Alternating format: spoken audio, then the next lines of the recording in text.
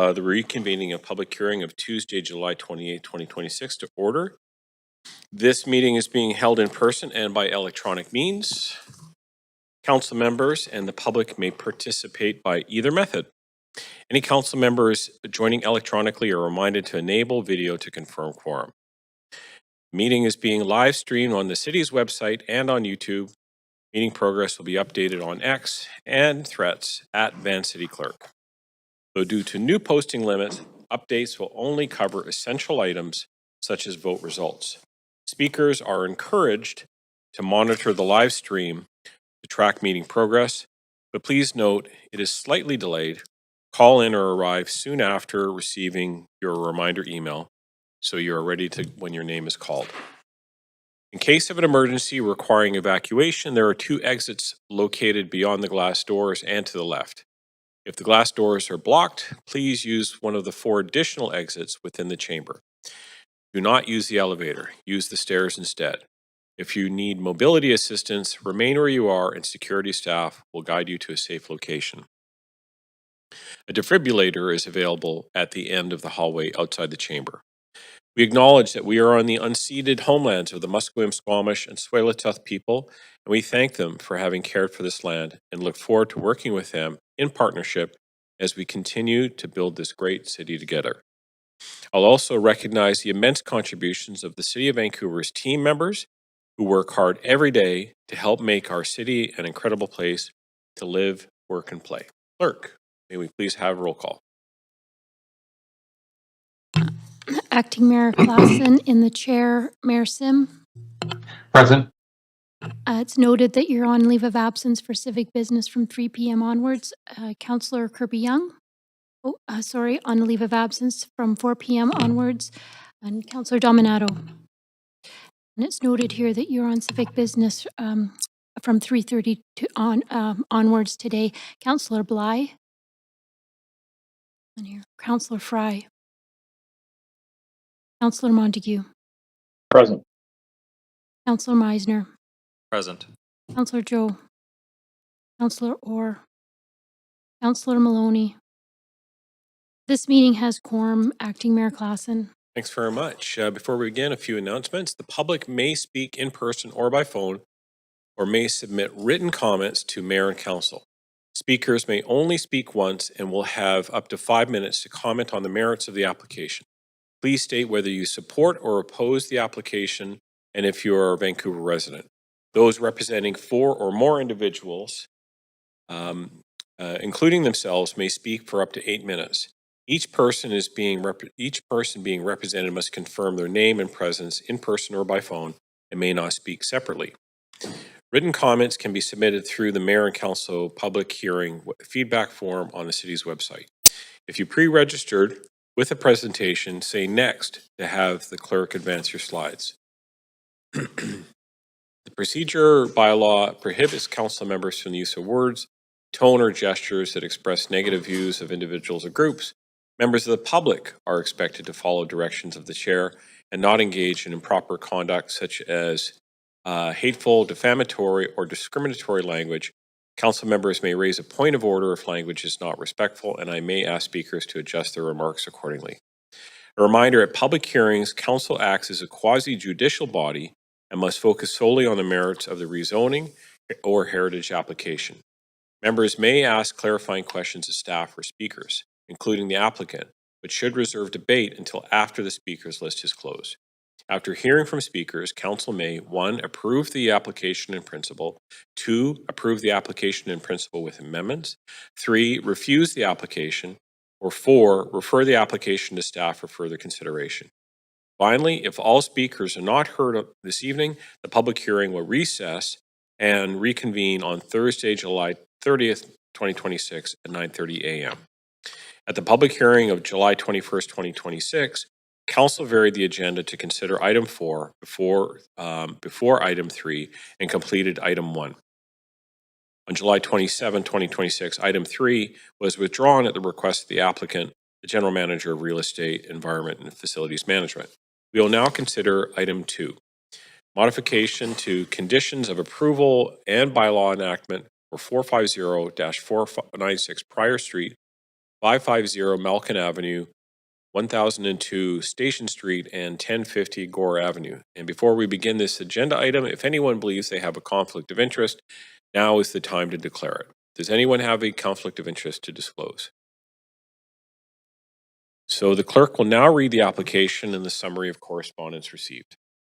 This is an application by 456 Prior Street Holdings Limited to modify the conditions of approval pertaining to the delivery of the approved community amenity contribution CAC for 450-496 Prior Street, 550 Malkin Avenue, 1002 Station Street, and 1050 Gore Avenue by replacing the in-kind CAC with a cash CAC. The CD1 915 district allows the development of two 19-story mixed-use towers containing secured market rental residential, office space, and commercial retail uses. As part of the original rezoning application in June 2022, a 6,500 square feet artist production space was secured as an in-kind CAC. The General Manager of Planning, Urban Design and Sustainability recommends approval, subject to conditions set out in the summary and recommendation. The following correspondence has been received since referral to public hearing: 109 pieces of correspondence in support, 39 pieces of correspondence in opposition, and 2 pieces of correspondence dealing with other aspects of the application. This represents all correspondence received up to 5 p.m. today. Correspondence is presented as submitted and may include multiple or duplicate entries.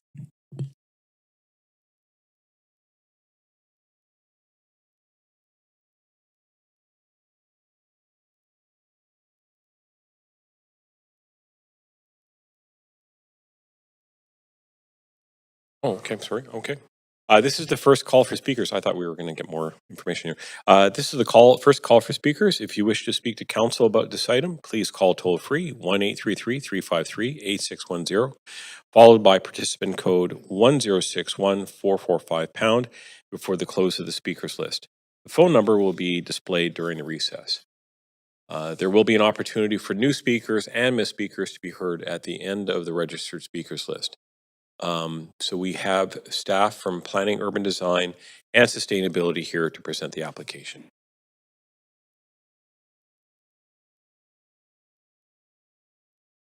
Can you see my screen? Yeah, good. Good evening, Mayor and Council, and members of the public. My name is Carmen Young. I'm the rezoning planner for this application to modify conditions of approval and enactment at 450 to 496 Prior Street, 550 Malkin Avenue, and 1002 Station Street. The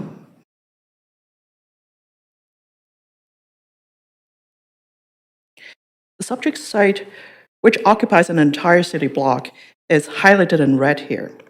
It is located on the south side of Prior Street, west of Malkin Avenue, and directly north of the Trillium Park and the future St. Paul's Hospital campus.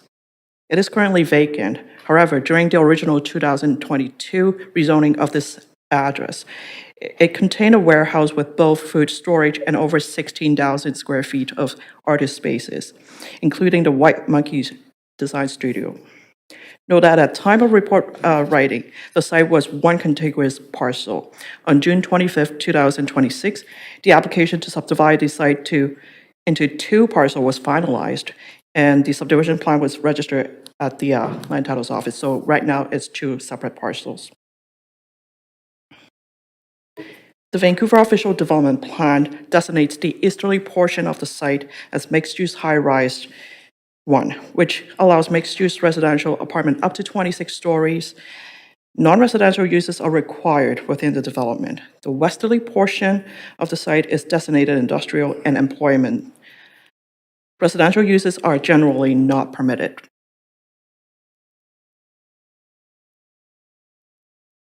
The site falls within the False Creek Flats plan area, which prioritizes employment-generating space but enables some rental residential housing, conditional on the delivery of commercial, industrial, and non-profit space. The False Creek Flats area is identified as one of the last affordable places in the city to serve the broader Vancouver cultural community. As such, a key goal of the plan is to provide artist production space in the area. It is the policy of the plan to preserve the existing supply of affordable artist production and rehearsal studio and avoid net loss. In 2022, Council approved the rezoning of the subject site. The resulting CD 1915 was enacted in January this year. The CD1 was subsequently amended in June 2026. The current CD 1915 allows the site to be developed into two phases.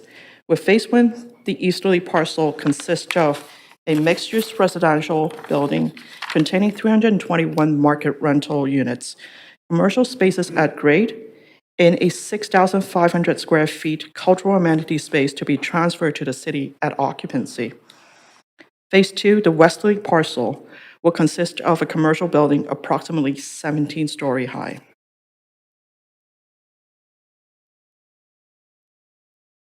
As part of the original rezoning application in June 2022, the applicant offered to deliver a 6,500 square feet, fully fit and finished light industrial artist production space valued at $5 million as in-kind CAC. In June 2024, the applicant applied to Canadian Mortgage and Housing Corporation, CMHC, for mortgage insurance and was issued a certificate of title, COI, for financing of phase 1 of the project in December 2025. The applicant's CMHC application and the issued COI did not include the council-approved cultural amenity space, a non-revenue generating use. To include this cultural amenity space in the COI now would require a new application to CMHC with additional review time and uncertainty for the applicant. In order to maintain the CMHC approval and for the project to remain on the anticipated construction schedule, the applicant is seeking council's approval to replace the in-kind CAC with cash CAC in the amount of $5 million, payable by August 7th, 2026. Should council approve this application, staff recommendation is for the fund to be restricted to arts and cultural purposes, secured in the Vancouver Cultural Space Reserve.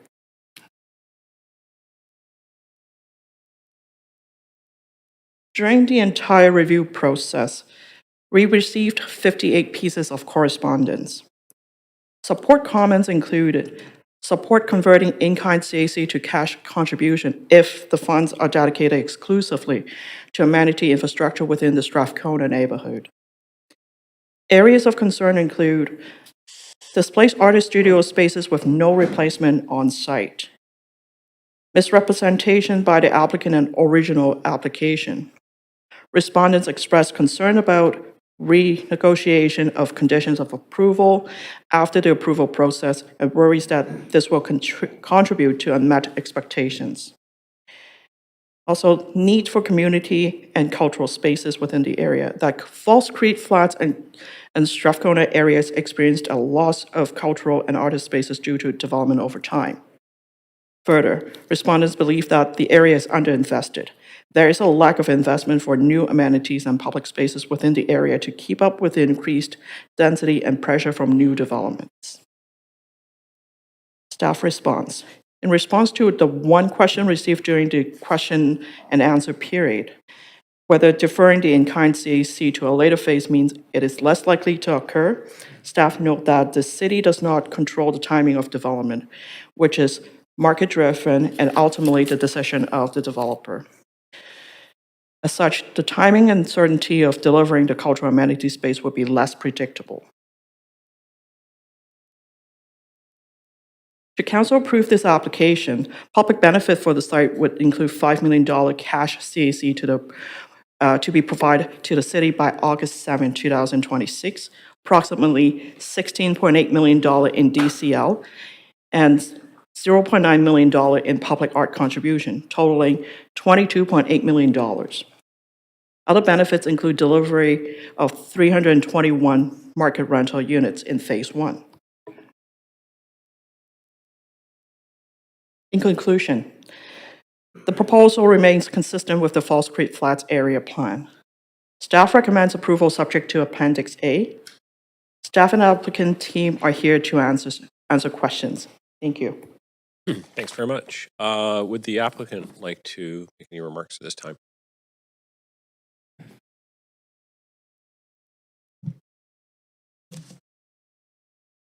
Good evening, Council.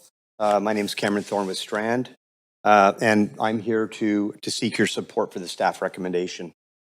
First off, I would like to thank staff for the considerable work that they've undertaken over the past several months to bring forward what I call a practical solution that allows this important rental project to proceed while ensuring the project fully delivers on its commitment of a $5 million CAC contribution for arts and culture. Carmen did, I think, a great job of summarizing it, but just to give some context, right from the original public hearing in June of 2022, it was always our intention to deliver the in-kind cultural amenity space on the site. We carried that commitment through every step since. It was shown in our DP drawings, in our BP drawings that were approved by the city, and we spent a lot of time working with the legal department to finalize all legal agreements to give legal effect to the cultural space on the site. 2 years ago, we made an application to CMHC for insured construction financing to build this project, including some 319 units of rental housing. And then again, after about an 18-month approval process, CMHC advised us that the approved financing for phase one would not allow for the inclusion of the cultural amenity space because it's non-revenue generating. We escalated this matter to senior staff at CMHC and advocated for some flexibility because this was a public amenity, but their position did not change. And so, while we, of course, are greatly, and I'm personally greatly disappointed that the financing did not allow for this, it is also, on the other hand, very, very critical to delivering all these rental housing units right beside the St. Paul's Hospital. But we also came to recognize that a cash contribution offered some distinct advantages. The first one is it allows CAC funds to be delivered to the city immediately, subject to council approval that the money would be provided before August 7th. We would cut a check tomorrow. The other advantage to cash is that it can provide support to existing arts and cultural organizations that already have a positive track record of providing services to Vancouver residents.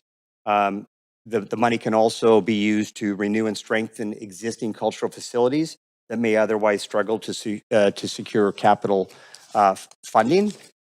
And I would also say that this proposal is consistent with the Vancouver ODP and with the Making Space for Arts and Cultural plan by providing capital that can be strategically deployed towards priority cultural and community infrastructure projects rather than constrained to a single site.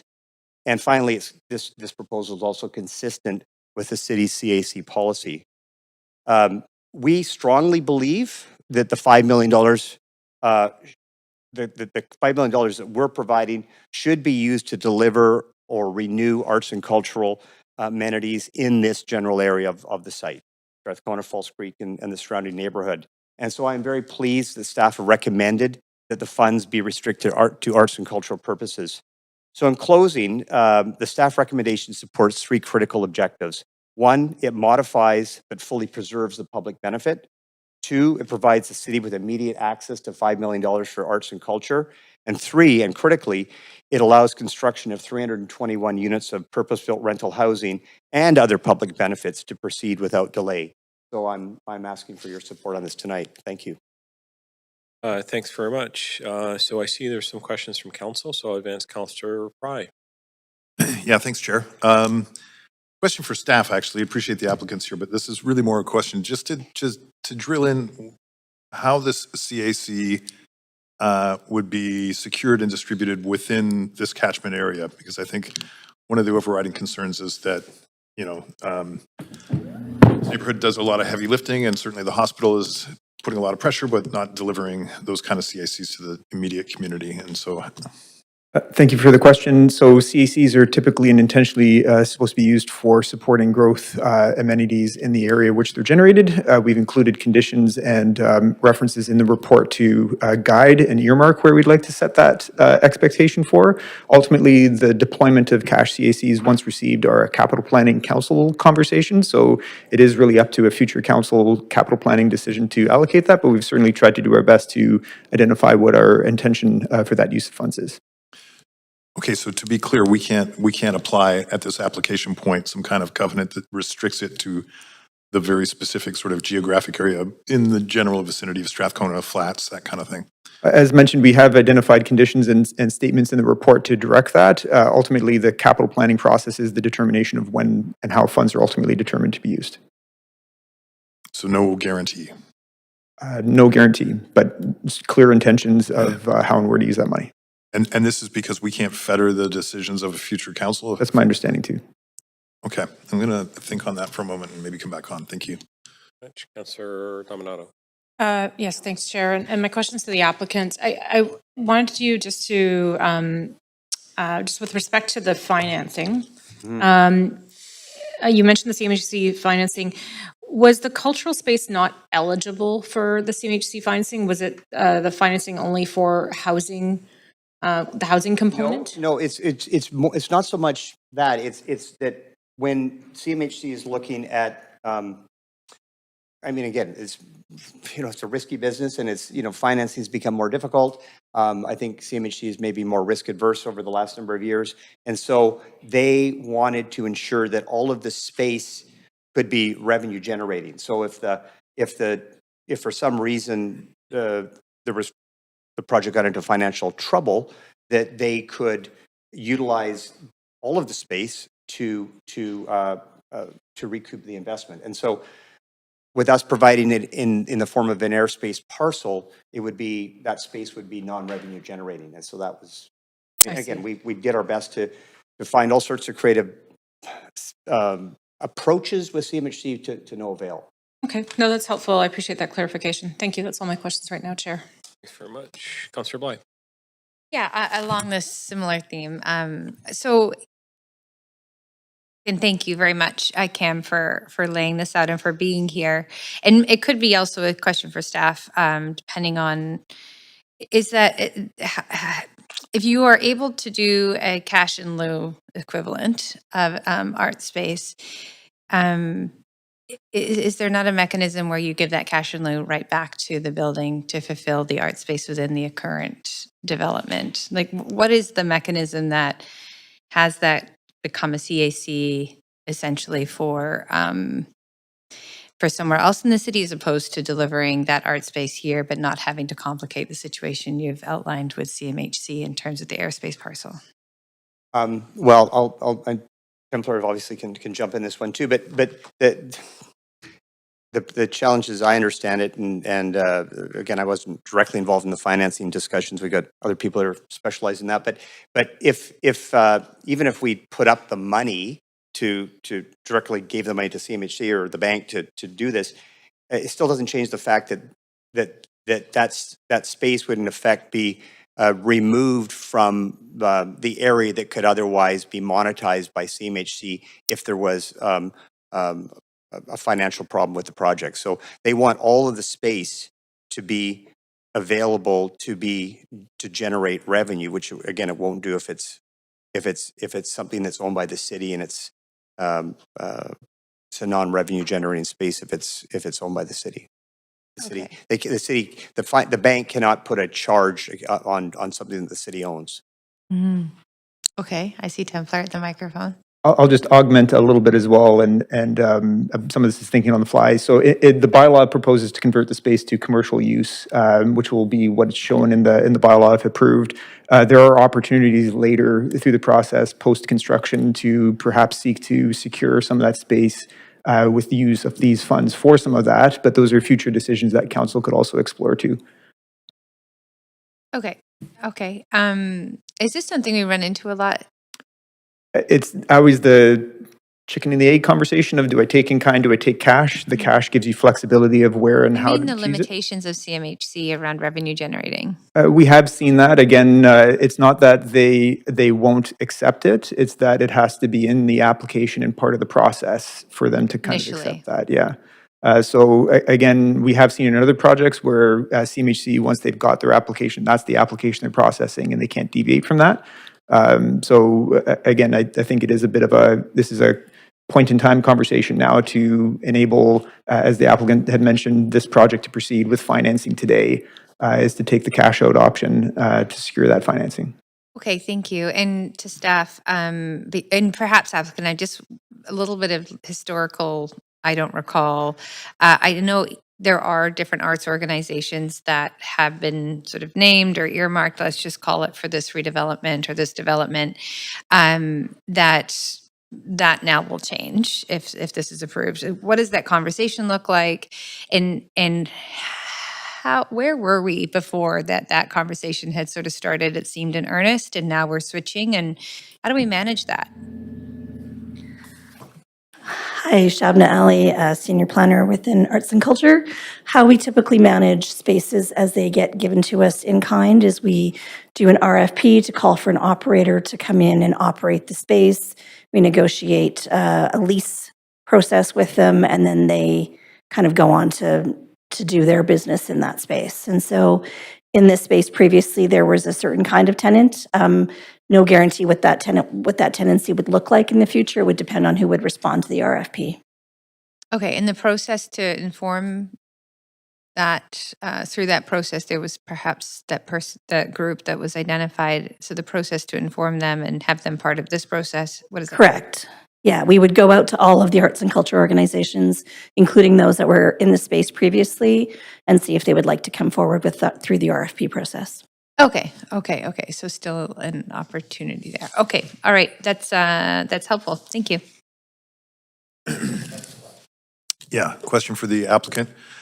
Cameron, and forgive me, I'm going to be totally blunt, and you definitely don't have to answer this, but what happens to this project if this cash in lieu doesn't happen?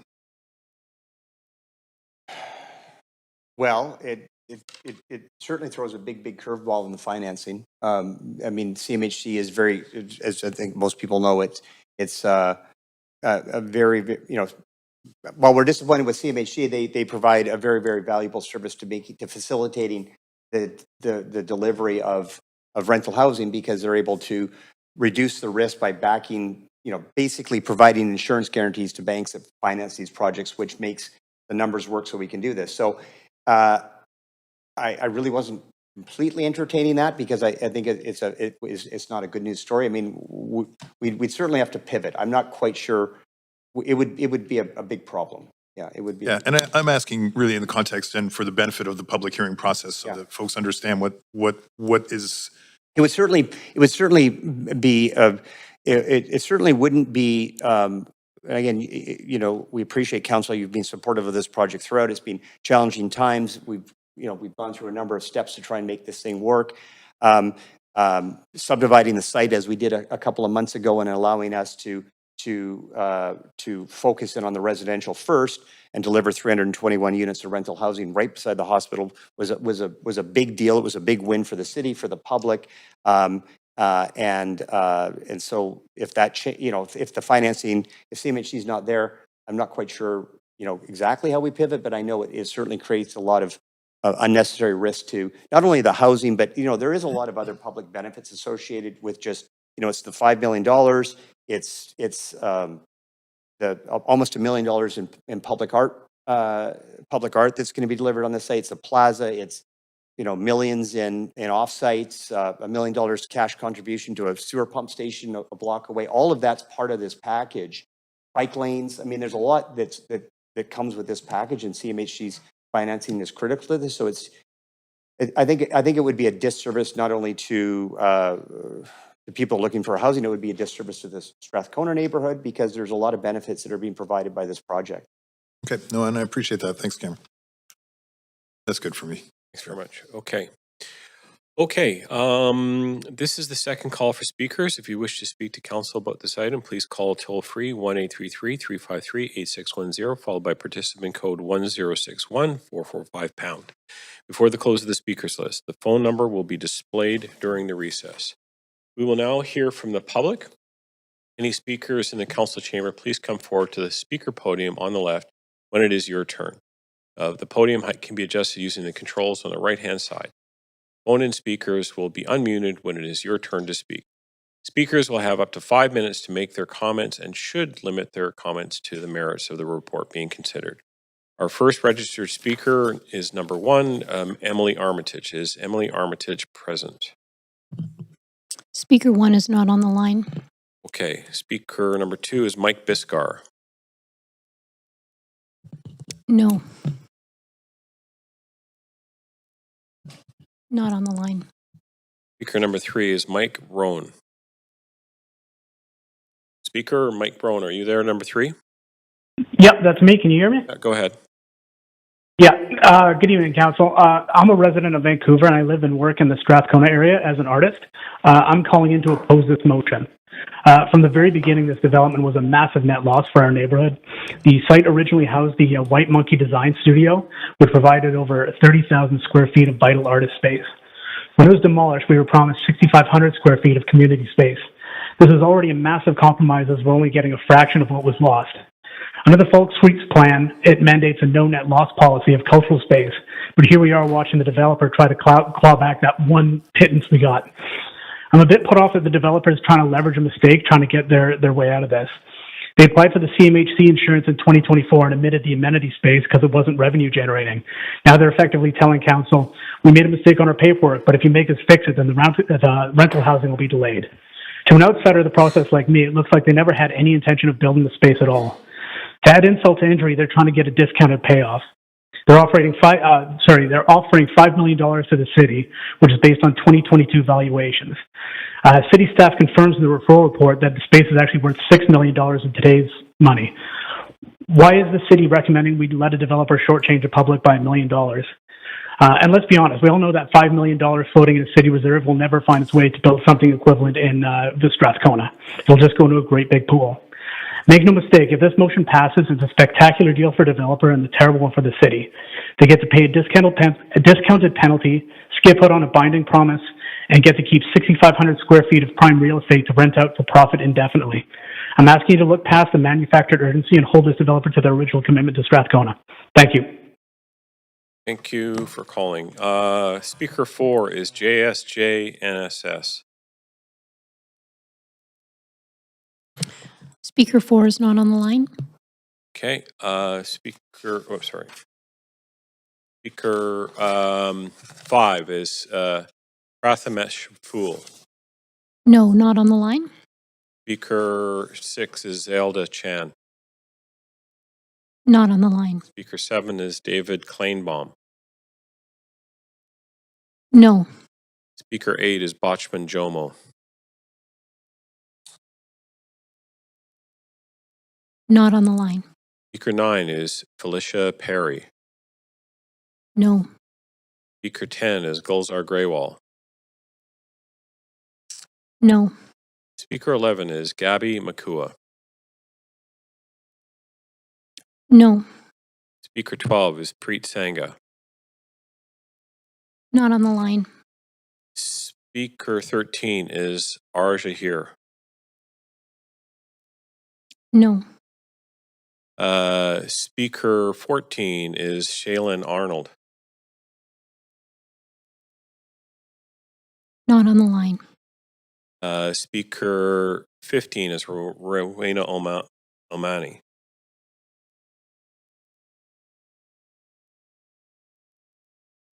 One moment. No, they're not on the line. Speaker 16 is Faye Talla.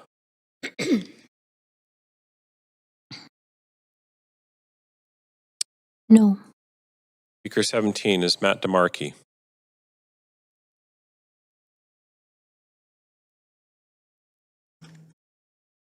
Not on the line. Speaker 18 is Robert Demand.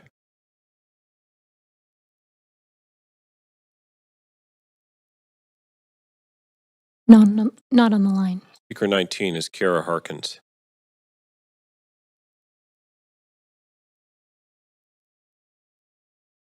Not on the line. Speaker 20 is Christina Figueroa.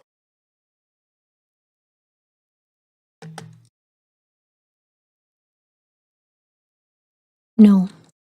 Speaker 21 is Aaron Oy.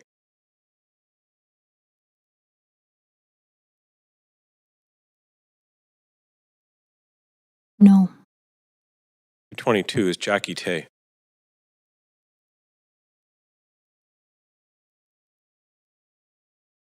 Not on the line.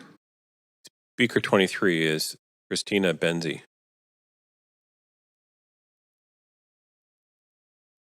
No. Speaker 24 is Annika Anderson.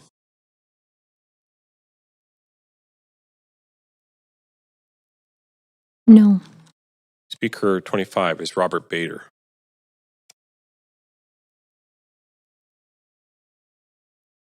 No. Speaker 26 is Alan Lynn.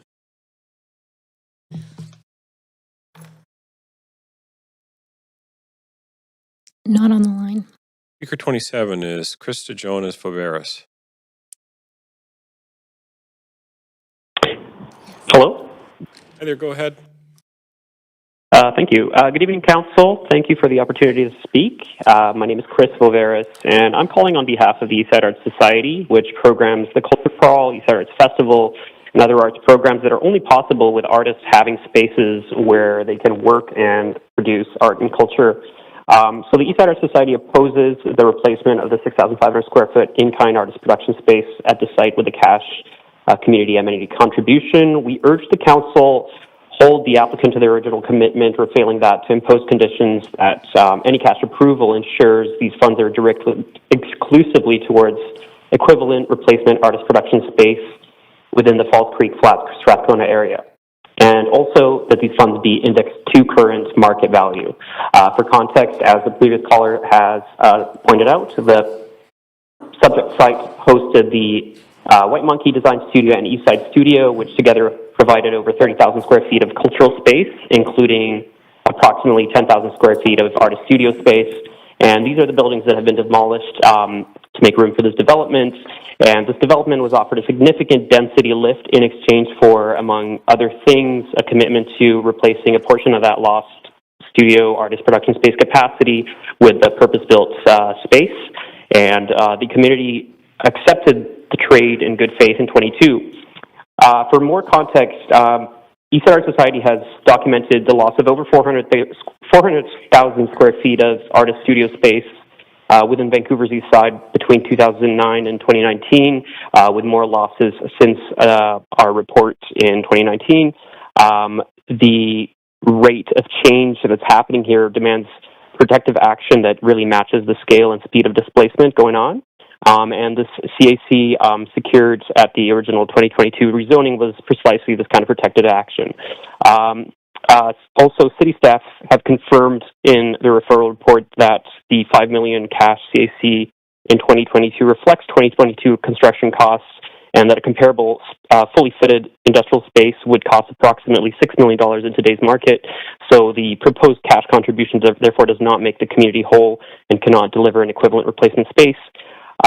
And we'd also like to note that the staff have not yet determined where the cash would be allocated, and that the Vancouver Cultural Spaces Reserve does not guarantee that these funds would produce a replacement artist production space in this affected neighborhood. There is a lot of policy that this change would be going against as well, including the Falls Creek Flats Area Plan, and the cultural shift blanketing the city in arts and culture and making space for arts and culture policies by the City of Vancouver, which established a citywide goal of no net loss of cultural space and a 10-year target of securing over 800,000 square feet of cultural space, with explicit priority giving to artist production space.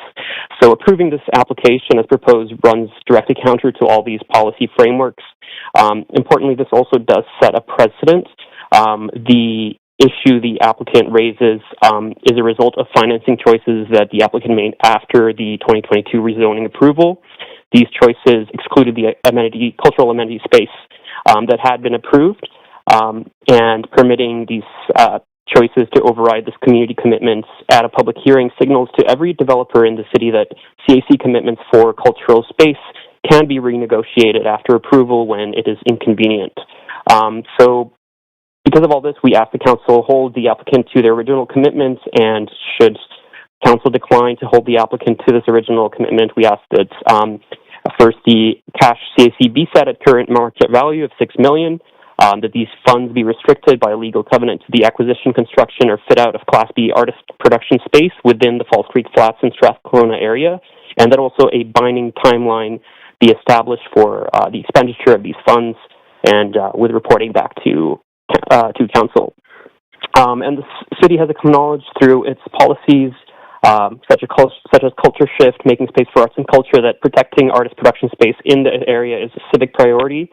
We see that this application is a test of whether that priority has operational meaning, and we would like to urge council to treat it as such. Thank you very much.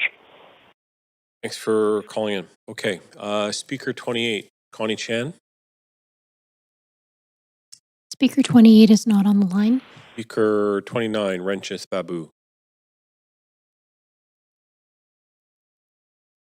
No, not on the line. Speaker 30, Gibby Chirian.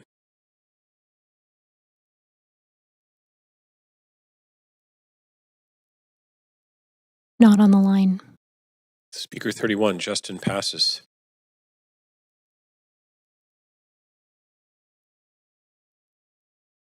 No. Speaker 32, Adora Nielos. No. Speaker 33, Sheila Bulliser. No. Speaker 34, Angan Rain. No. Speaker 35, Mateus Ramos.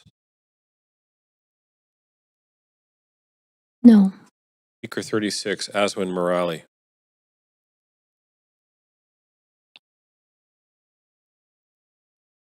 Not on the line. Speaker 37, Pinderji Kaur.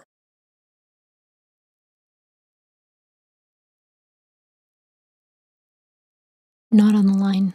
Speaker 38 is withdrawn. Speaker 39, Lovepreet Kaur. No. Speaker 40, Paul Gatto.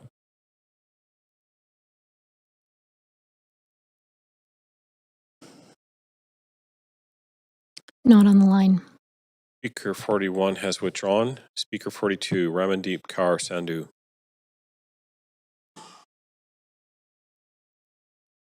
Not on the line. Speaker 43 is Rovik Tulsidas.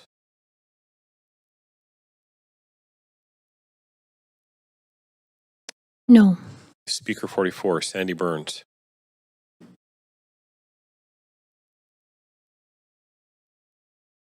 No, not on the line. Speaker 45, Orlando Guillermo.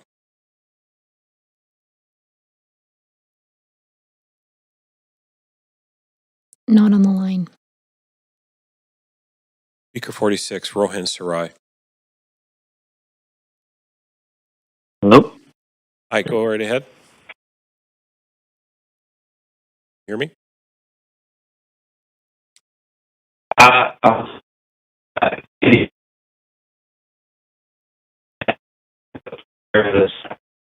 Speaker, you're breaking up. I'm wondering if you've got a bad connection there. Hello? Hi, Can you hear me now? I can. Go ahead. Okay. Good evening, everybody. My name is Rohan, and I'm writing in support of the staff recommendation for the application at Prior Street. Personally, I think Vancouver urgently needs more purpose-built rental housing, and this project will deliver more than 300 new rental homes in a highly appropriate location beside the new St. Paul Hospital. Housing near major employment and healthcare centers is exactly the type of development our city should be encouraging. I recognize that this is disappointing, but the original culture amenity space cannot be moved forward as a CMHC construction financing insurance is essential to securing the financing needed to build this project. I think without it, these homes could be delayed or may not even be built. Given today's financing environment, that's the reality we can't ignore.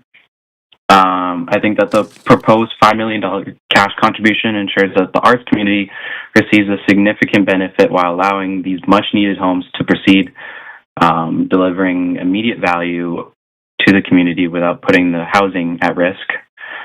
Personally, as somebody who rents, I know firsthand how difficult it's been to find affordable spaces to live in Vancouver.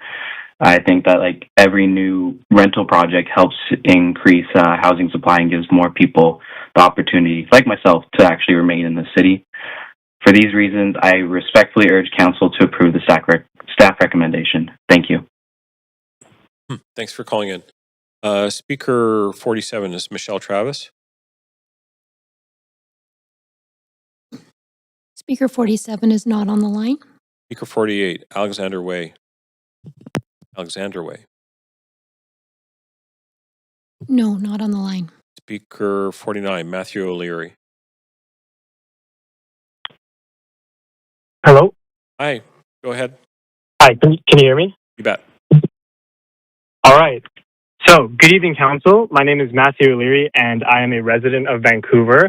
And I support the staff recommendation because I believe it reflects the practical realities of building housing today. Construction financing has become much more challenging, and adapting this project to meet CMHC requirements is the difference between moving forward and risking further delays.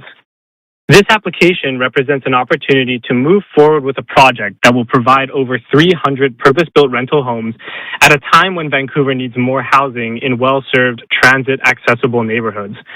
Rather than allowing the project to stall and lose the 300 housing units, the staff recommendation solves the problem with CMHC. It secures new rental housing while also providing a guaranteed $5 million contribution that can be invested in arts and culture throughout the community. In my view, this approach achieves the best overall outcome by balancing the city's housing needs with a meaningful public benefit. I encourage Council to support the staff recommendation and allow this project to move forward. Thank you very much for your time. Thanks for calling in. Okay, Speaker 50, Silas Hobbs. Sila Hobbs. Speaker 50 is not on the line. Okay, Speaker 51, Eden Harsnyak. No, not on the line. Okay, Speaker 52, Linda Hostner. No. Okay, Speaker 53, Esther Rosenberg. I'm here. Hi, Esther, go ahead. Hi, thank you. Thank you, Mayor and Council, for letting me speak to this. I'm Esther Rosenberg, and I'm a resident of Strathcona for over 40 years. I'm speaking today in my capacity as a visual artist who, for decades, has been advocating for artist production, an area of cultural support that has often been overlooked. In this proposal, the clear beneficiary is the developer. They are seeking approval to replace previously approved commercial space with a residential tower while substituting the required artist production space with a cash contribution. In doing so, they gain a far more lucrative development outcome. I met with the developer and actually don't understand why this CAC was not included in the initial application. At the same time, the proposed contribution falls at least $1 million short of the $6 million recommended by city staff to offset the loss of secure artist production space. The public is therefore being asked to accept a significant reduction in cultural infrastructure while the developer realizes a substantial financial advantage. Equally concerning is the process itself. By advancing this modification, the developer has also created a situation that pits arts organizations against the surrounding community, forcing arts groups with shared interests to compete over limited benefits, rather than delivering what was proposed, artist production space. This proposal has shifted the conversation away from responsible planning and toward choosing which public interest should bear the loss, while the developer emerges as the primary beneficiary. The loss extends far beyond this single site. Artists in the broader community lose the opportunity to create a new purpose-built cultural facility that would expand Vancouver's cultural capacity. Instead, the proposed cultural amenity contribution may simply be directed toward an existing facility in a city-owned building, creating no net gain of artist production space. As for fettering further councils, this council is making decisions weekly that impacts further councils. The funds are in the door prior to next council's election. This is not an equivalent replacement. It is a significant reduction in the cultural benefits originally promised and a potential substantial loss for the visual artists, the arts community, and the city as a whole. I'll remind everyone the city's cultural plan for artist production space is no net loss. I respectfully ask that you consider at minimum the following. Increase the cash CAC to $6 million, reflecting the current replacement cost identified by city staff. Legally restrict the funds to the acquisition, construction, or fit-out of a Class B artist production space within the Falls Creek Flats, Strathcona area. There are many visual arts organizations ready to develop an artist production space, including the Metal Arts Society, a sculpture organization, a number of artist co-ops, etc. And I am so disappointed in the way that this whole this has transitioned. The Eastside Arts Society and many other arts groups have supported this development. I believe that at the time, and I still believe that the arts in this location could have contributed so many, both tangible and intangible benefits to this area and to the health community in general. Thank you for your time, and I welcome any questions if you have any. Thanks for calling in, Esther. Okay. So one moment. If there are any additional speakers in the chamber, please come forward to the podium. Clerk, are there any additional speakers on the line? Yes, we have speaker 48 back on the line. Okay. Speaker, Alexandra Way. I'm just trying to pull this up.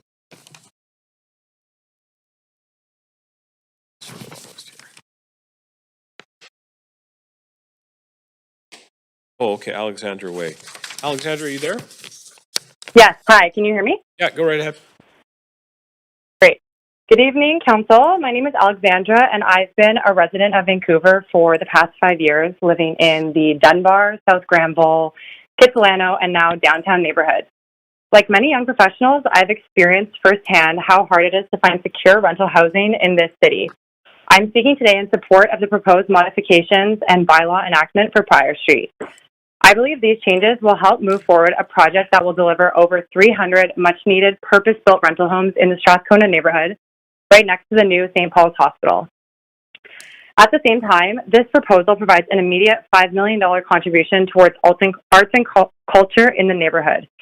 While it's unfortunate that the original cultural amenity space can't be included as originally planned, I believe that this recommendation is a practical balance and also enables hundreds of new rental homes to move forward while still providing meaningful support for the local arts community. As we all know, housing affordability continues to be one of Vancouver's greatest challenges, especially for young professionals like myself. I encourage Council to support this recommendation. Thank you for your time and consideration. Okay, thanks very much. All right. Seeing no further speakers, the speakers list is now closed. Oh, sorry, pardon me. This is the third and final call for speakers. If you wish to speak to council about this item, please call toll-free 1-833, followed by participant code 1061445# before the close of the speakers list. The phone number will be displayed during the recess. We will now take a 2-minute recess for any additional speakers to call in or come forward to the podium. Thanks a lot.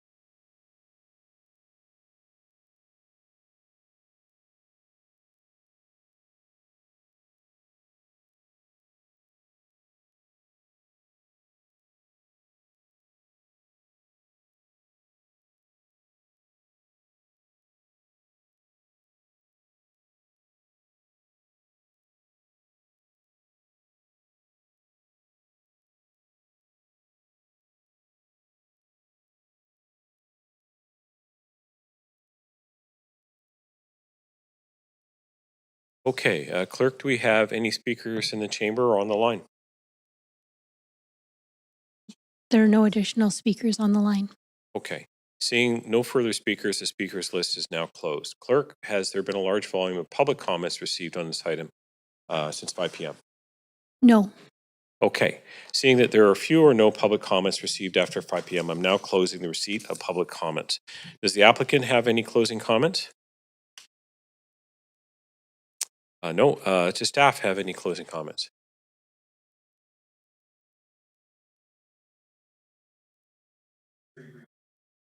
Thanks. Just very briefly as well, thank you again for the opportunity. Again, just to reiterate, though, staff and we heard from the public would certainly prefer to see an in-kind amenity here. We certainly don't want to lose the opportunity to work with the applicant to advance much-needed rental housing in this location and the deployment of cash. We have certainly identified in the report our intention of where to deploy that cash, and if council would like to put a finer pen to that as well, we can certainly discuss that with you as well. So if you have any questions, happy to answer them. Thanks.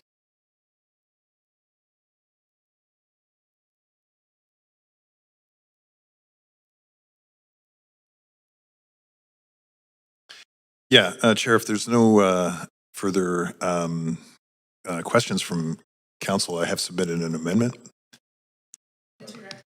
Second.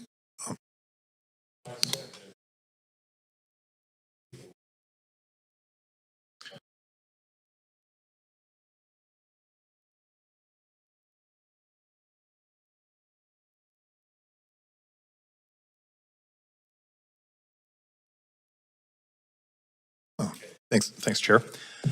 As council and the applicant will know, I've lived in Strathcona for a very long time, and so I do appreciate and understand the loss of space that happened. The White Monkey Studio, the East Side Studios that have been there and provided a lot of cultural amenity to the community.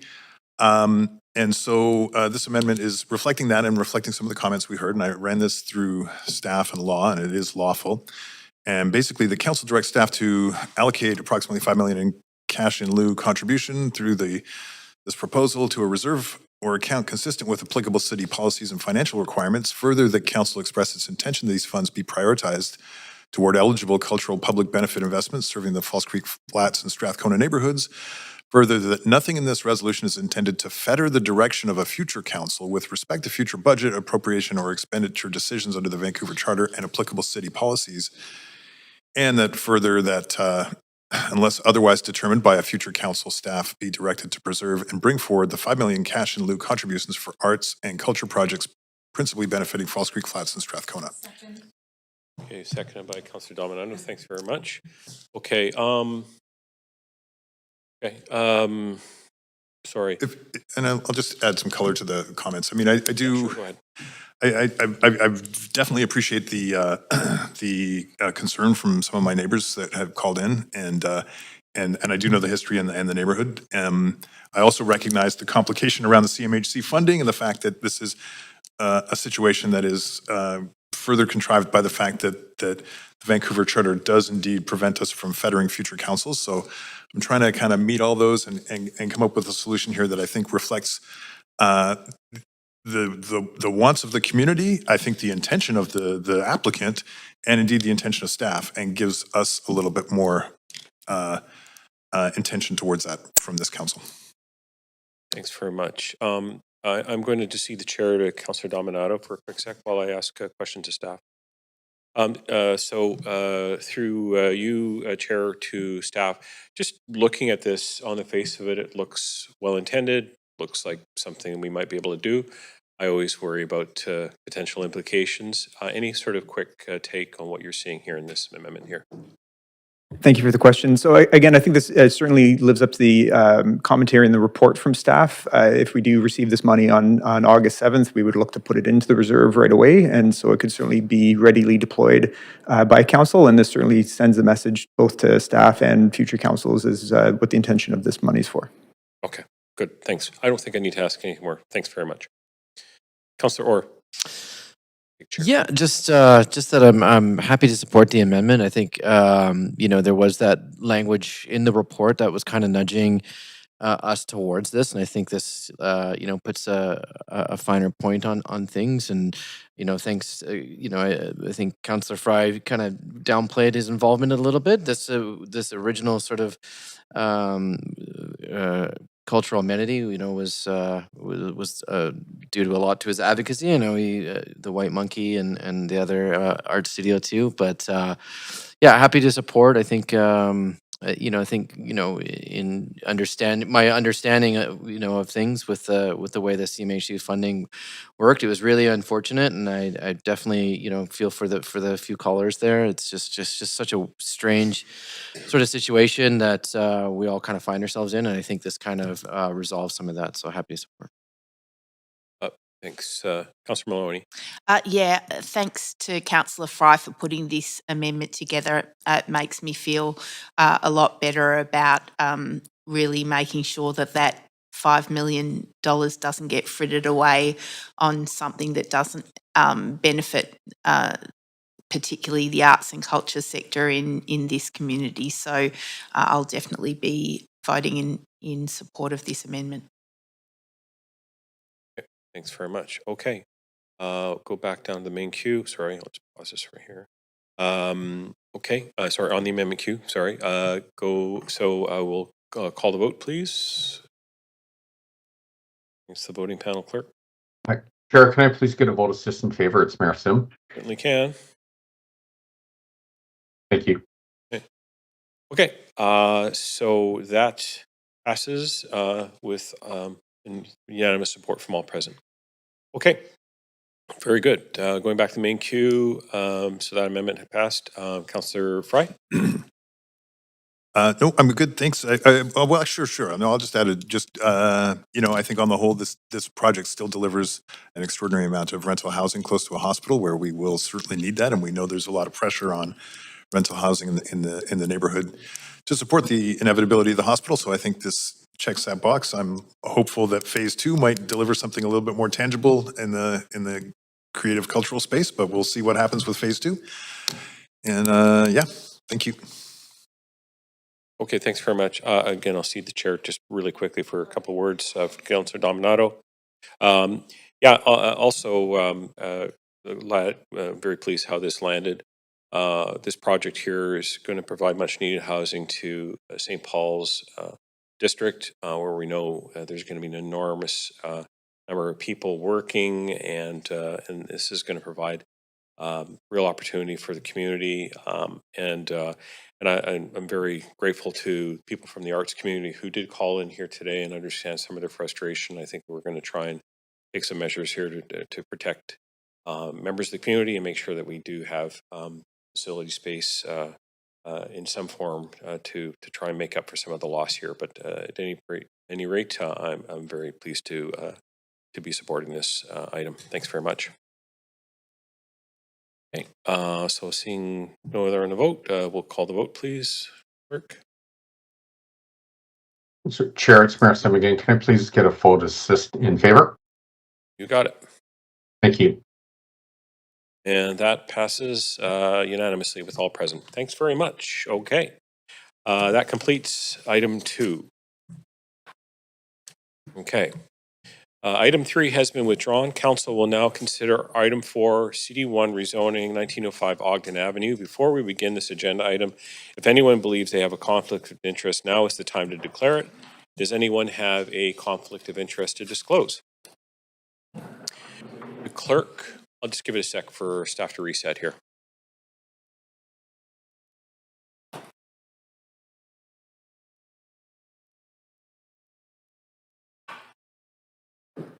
Okay. Before we begin this, the clerk will now read the application and the summary of correspondence received.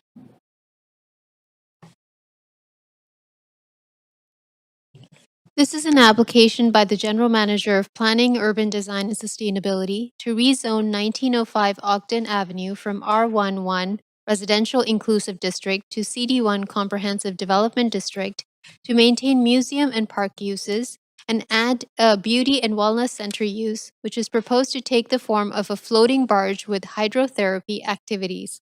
The museum use will be the existing Vancouver Maritime Museum. The floating barge will be 3 stories in height above the waterline. The density of the site remains at 0.70 FSR. The General Manager of Planning, Urban Design and Sustainability recommends approval, subject to conditions set out in the summary and recommendation and the Yellow Memorandum dated July 14, 2026, entitled CD1 Rezoning 1905 Ogden Avenue, Additional Information. The following correspondence has been received since referral to public hearing. 139 pieces of correspondence in support, 96 pieces of correspondence in opposition, and no pieces of correspondence dealing with other aspects of the application. This represents all correspondence received up to 5 p.m. today. Correspondence is presented as submitted and may include multiple or duplicate entries.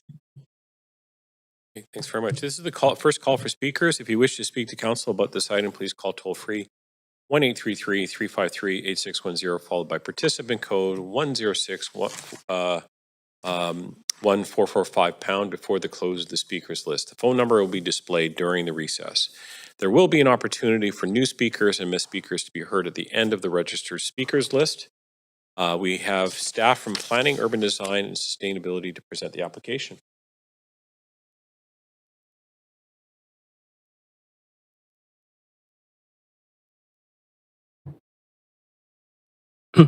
Good evening, Mayor and Council. My name is Scott Erdman, and I'm the Senior Rezoning Planner for this application.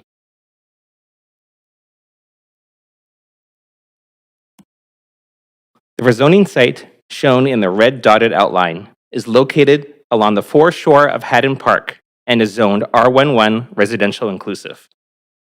The rezoning site comprises a portion of Haddon Park and includes the nonprofit Vancouver Maritime Museum and the Heritage Harbor Marina.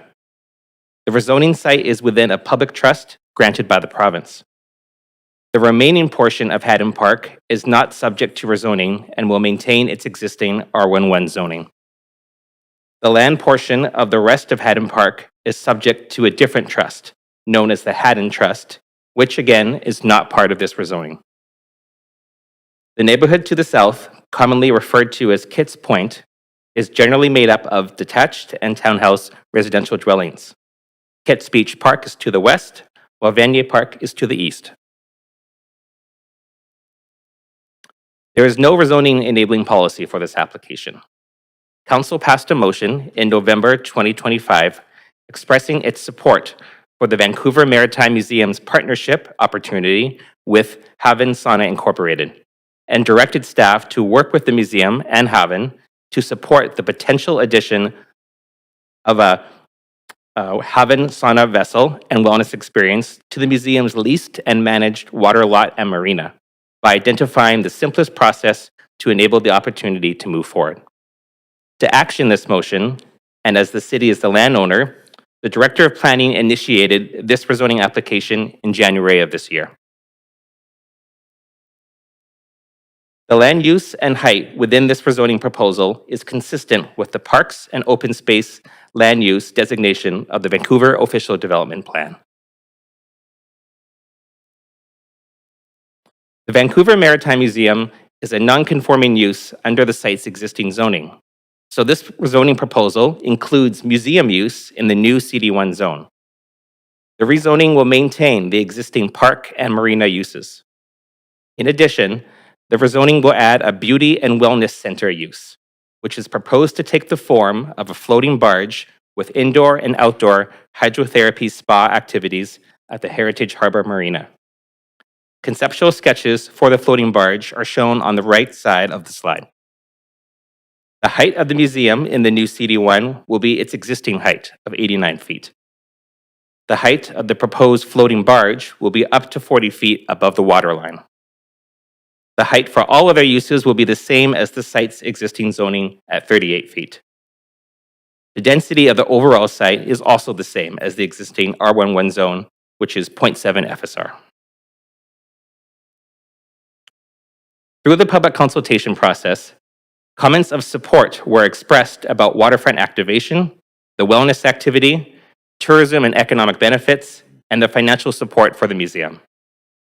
Concerns were expressed regarding the scale and visual impact of the floating barge, commercial use not aligned with the marina, museum, or park uses, environmental impacts, and increased traffic. In response to the concerns about scale and visual impact, there are no protected public views impacted by this proposal. Views of the surrounding landscape are still available from many locations in Haddon Park, including on the breakwater to the north of the marina. In terms of commercial use, the proposed spa would be a tenant of the marina like the other boats currently moored there, and provide financial contributions to the museum. Noting the potential park impacts from additional infrastructure that this use would require, conditions are included in Appendix B of the referral report that seek to minimize and mitigate these impacts and ensure that the park lands continue to provide meaningful park space for enjoyment by the public. On environmental impacts, the proposed spa operator will be required to obtain the necessary environmental permits from other regulatory agencies, such as the Department of Fisheries and Oceans.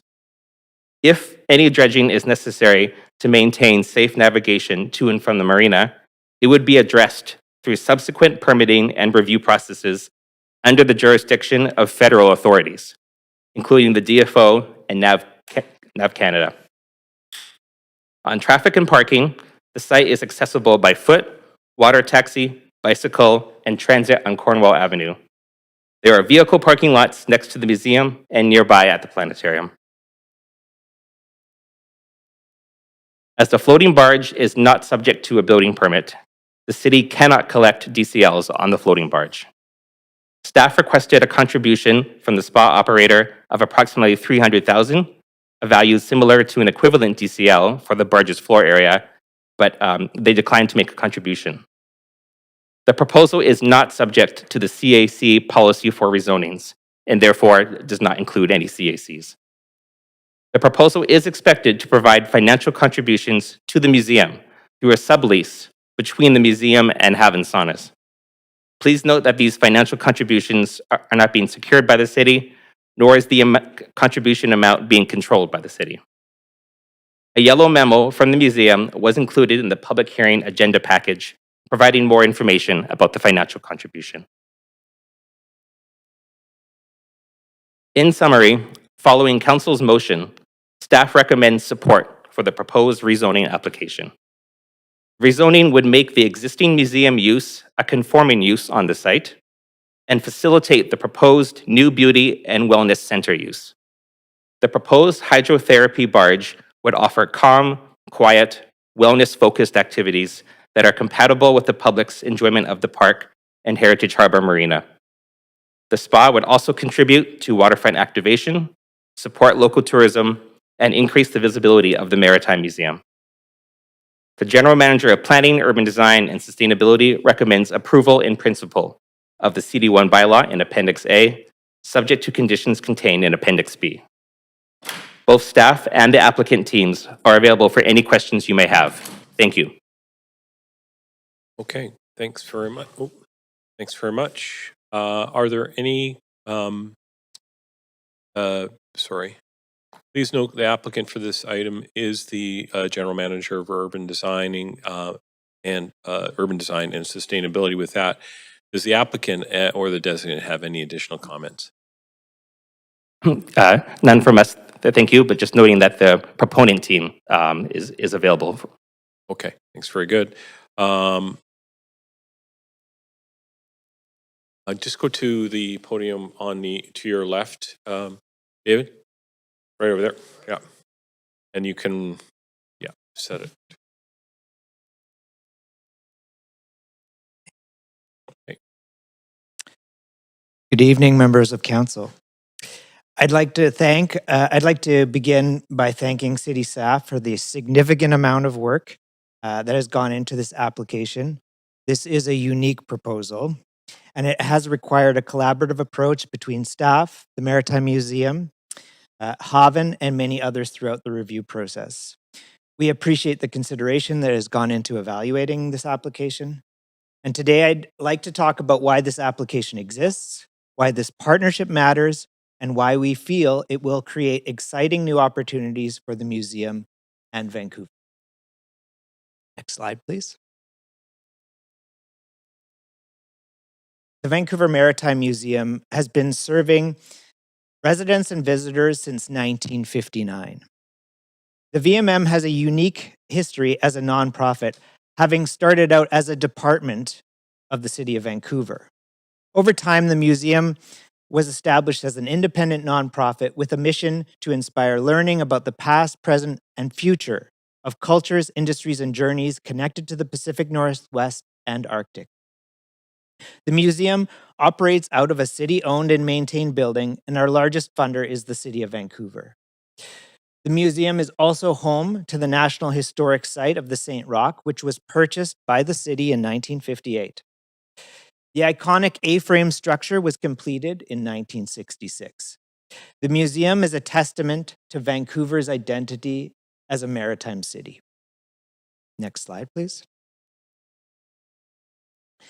This application is about adapting to new financial realities to create a sustainable long-term future for the Vancouver Maritime Museum. Like many cultural institutions across Canada, the museum is looking for solutions for rising operating costs. I've worked in the cultural sector in Vancouver since 2004. I've attended workshops as far back as the 2000s, and as recently as 2025, hosted by the City of Vancouver that gave the same message. Develop earned revenue streams, develop social enterprise partnerships. This opportunity is exactly what the city has been asking for us to do for decades.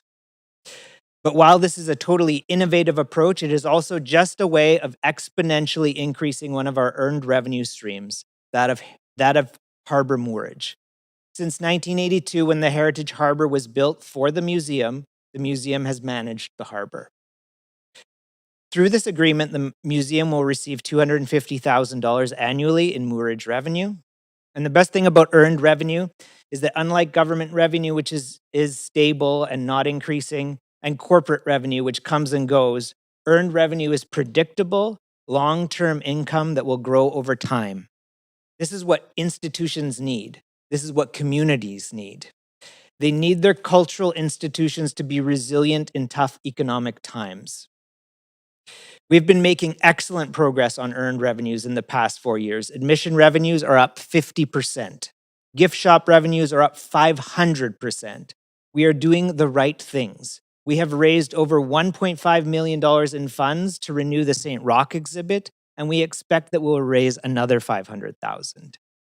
However, as I have previously reported at Council, the VMM have lost 4 curators, an archivist, and 2 program coordinators in the span of 4 years, and they have all gone on to take better paying jobs or to live in more affordable communities. We now do a new exhibit every year to 18 months, while our colleagues in other institutions do multiple exhibits every year, giving residents and tourists new reasons to come back to visit. We have identified a creative solution to this problem that will help us generate the revenue needed to properly fund both exhibits and programs. This, in turn, will drive admissions revenues and create a sustainable future. Next slide, please. Many have asked, why Haven? The answer is actually quite straightforward. This partnership came together because both organizations were independently looking for solutions. Haven was searching for an appropriate long-term waterfront location, while the museum was looking for a partner that could help raise our profile and revenues. They have an established track record of operating successfully in Victoria, and throughout this process, Haven have also demonstrated a willingness to collaborate, respond to feedback, and work transparently with the museum and city staff. I'd like to introduce Nick Van Buren, the CEO for Haven, to speak briefly about what makes Haven special. Evening, Mayor and Council. To get into some of the minutia of Haven so everyone knows exactly what it is, the hydrotherapy that we speak about is a circuit of saunas and hot baths and cold baths and areas to relax on board. We don't offer any treatments under the umbrella of the word spa. There's no massage or sub-treatments like that. And we're also an alcohol-free space and a phone-free space. And with our first facility in Victoria, what really motivated us to start it was, how can we create more healthy third spaces and gathering spaces that are interesting and dynamic in our city? And what we looked at with Victoria was we actually looked into the OCP. We looked at the growing trend around hydrotherapy, and we said, what's the most innovative and creative way that we can bring this to Victoria and that we can create a space that people enjoy and that brings them down to an underused part of the waterfront? And out of that is what came forward here, which is the facility built on a historic 1943 barge. And so we're taking the same motivation, but now with this beautiful partnership of the Maritime Museum, where a historic 1943 barge can fit on a waterfront with the museum. We can incorporate the story of the history of it that we have with black and white photos, the narrative of all the journeys it's been on, and now its new life as an experience that people can get on board and they can look back over the city and say, wow, I love living in Vancouver. And so we're excited to work with the Maritime Museum. We're happy to be here. And with that, I'll turn it back to David. Thank you. Thank you, Nick. The reason we chose to work with Haven was because of their proven track record. There are very few companies in the world who have proven that they can operate a floating sauna of this scale, and we are lucky enough to have one that was built right here in BC. And I had it on good authority from their previous landlord, Robert Louis Manning, who's the previous CEO of the Greater Victoria Harbour Authority, who happens to be our current board chair, that they are excellent to work with. And our work together so far has proven that to be true. Next slide, please. This project is consistent with council priorities as well as regional and local tourism strategies. A key direction from the Vancouver plan is to expand and support arts and culture. The application directly responds to November 2025 council direction, which indicated through unanimous support the importance of cultural institutions, earned revenue, and expanded access to public wellness, recreation, and tourism. This application also aligns closely with many of the city's broader policy objectives. It strengthens the long-term viability of an important cultural institution.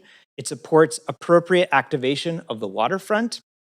It includes the infrastructure and utility improvements that benefit the site over the long term. Next slide, please. Finally, I'd like to speak about the broader community impacts.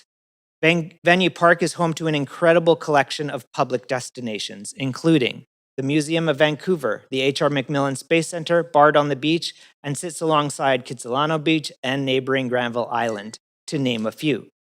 Together, these destinations create one of Vancouver's most important cultural and tourism precincts, and strengthening one institution helps strengthen the entire area. Urban Land Institute research notes that destinations increasingly succeed when they function as experience districts that generate activity throughout the day and year rather than being single-purpose facilities.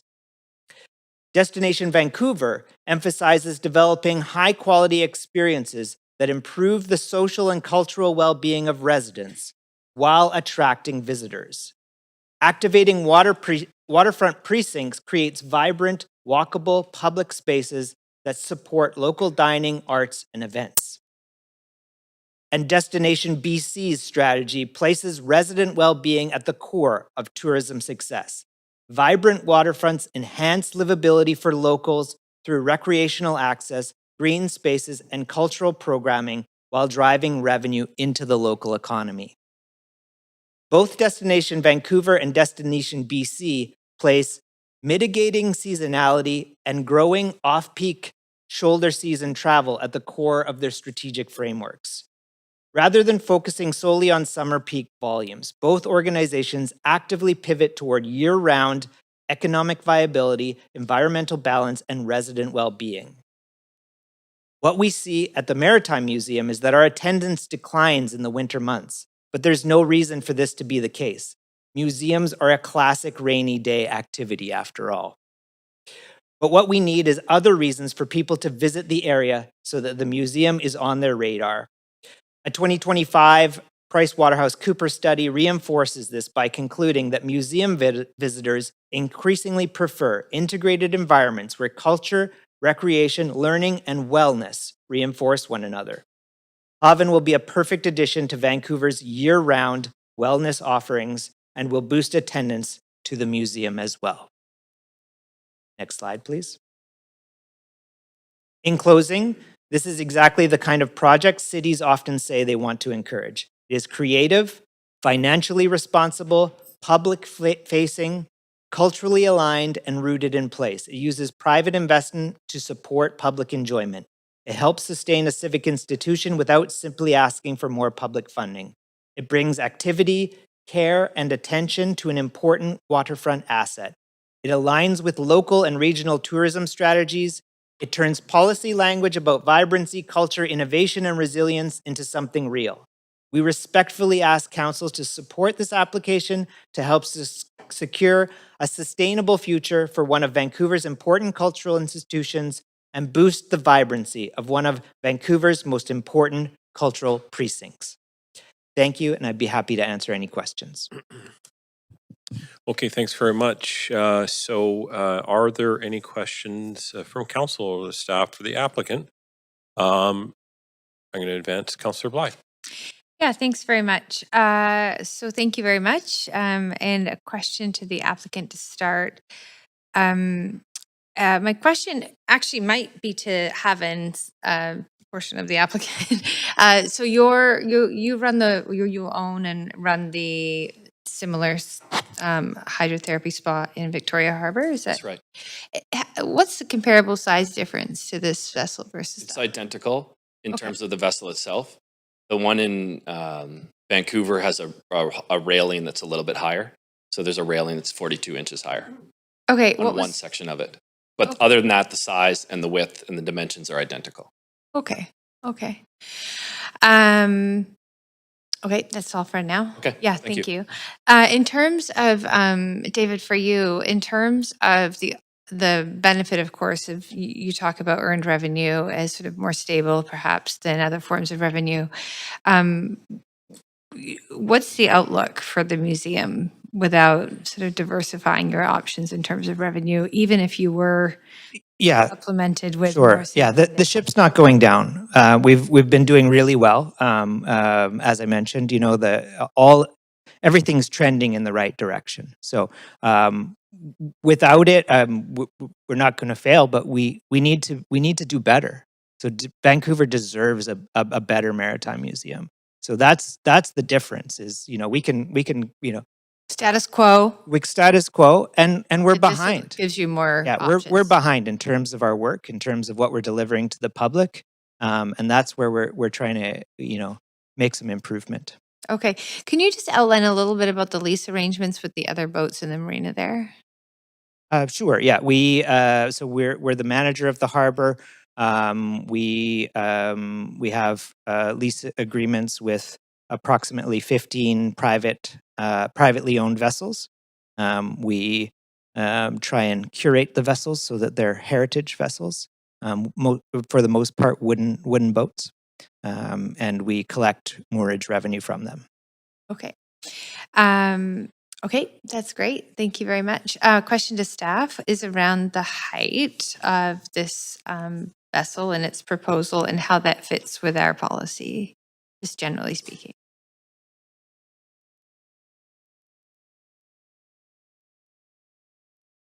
Sure.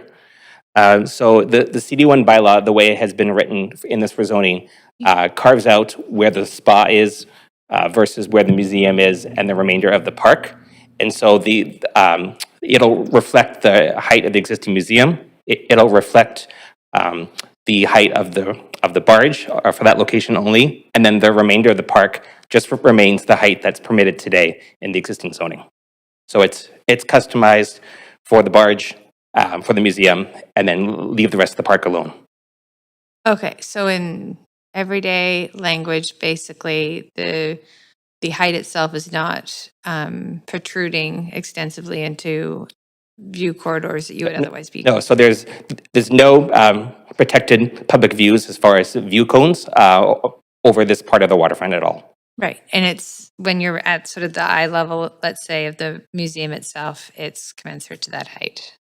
The museum itself is a little bit higher than obviously the marina, which is down at sea level, and there's some undulations in the park.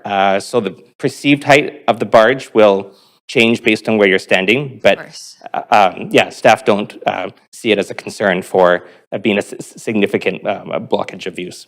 Okay, and have we entertained proposals like this elsewhere in the city? It's kind of new and interesting, and we've seen it work in other municipalities, of course, in Victoria. Have we received other applications? We don't have any other applications to date. Again, this was the museum in partnership with Haven approaching us, so it wasn't something that we initiated.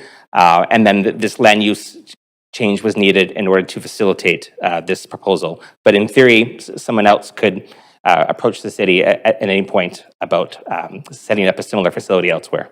Do we generally have a policy around commercializing our sort of shoreline, given that we had a hotel, a sort of major development application, of course, in Cole Harbour, and now we have this much smaller one, very different context, but generally speaking, commercializing our shoreline, do we have a policy around that?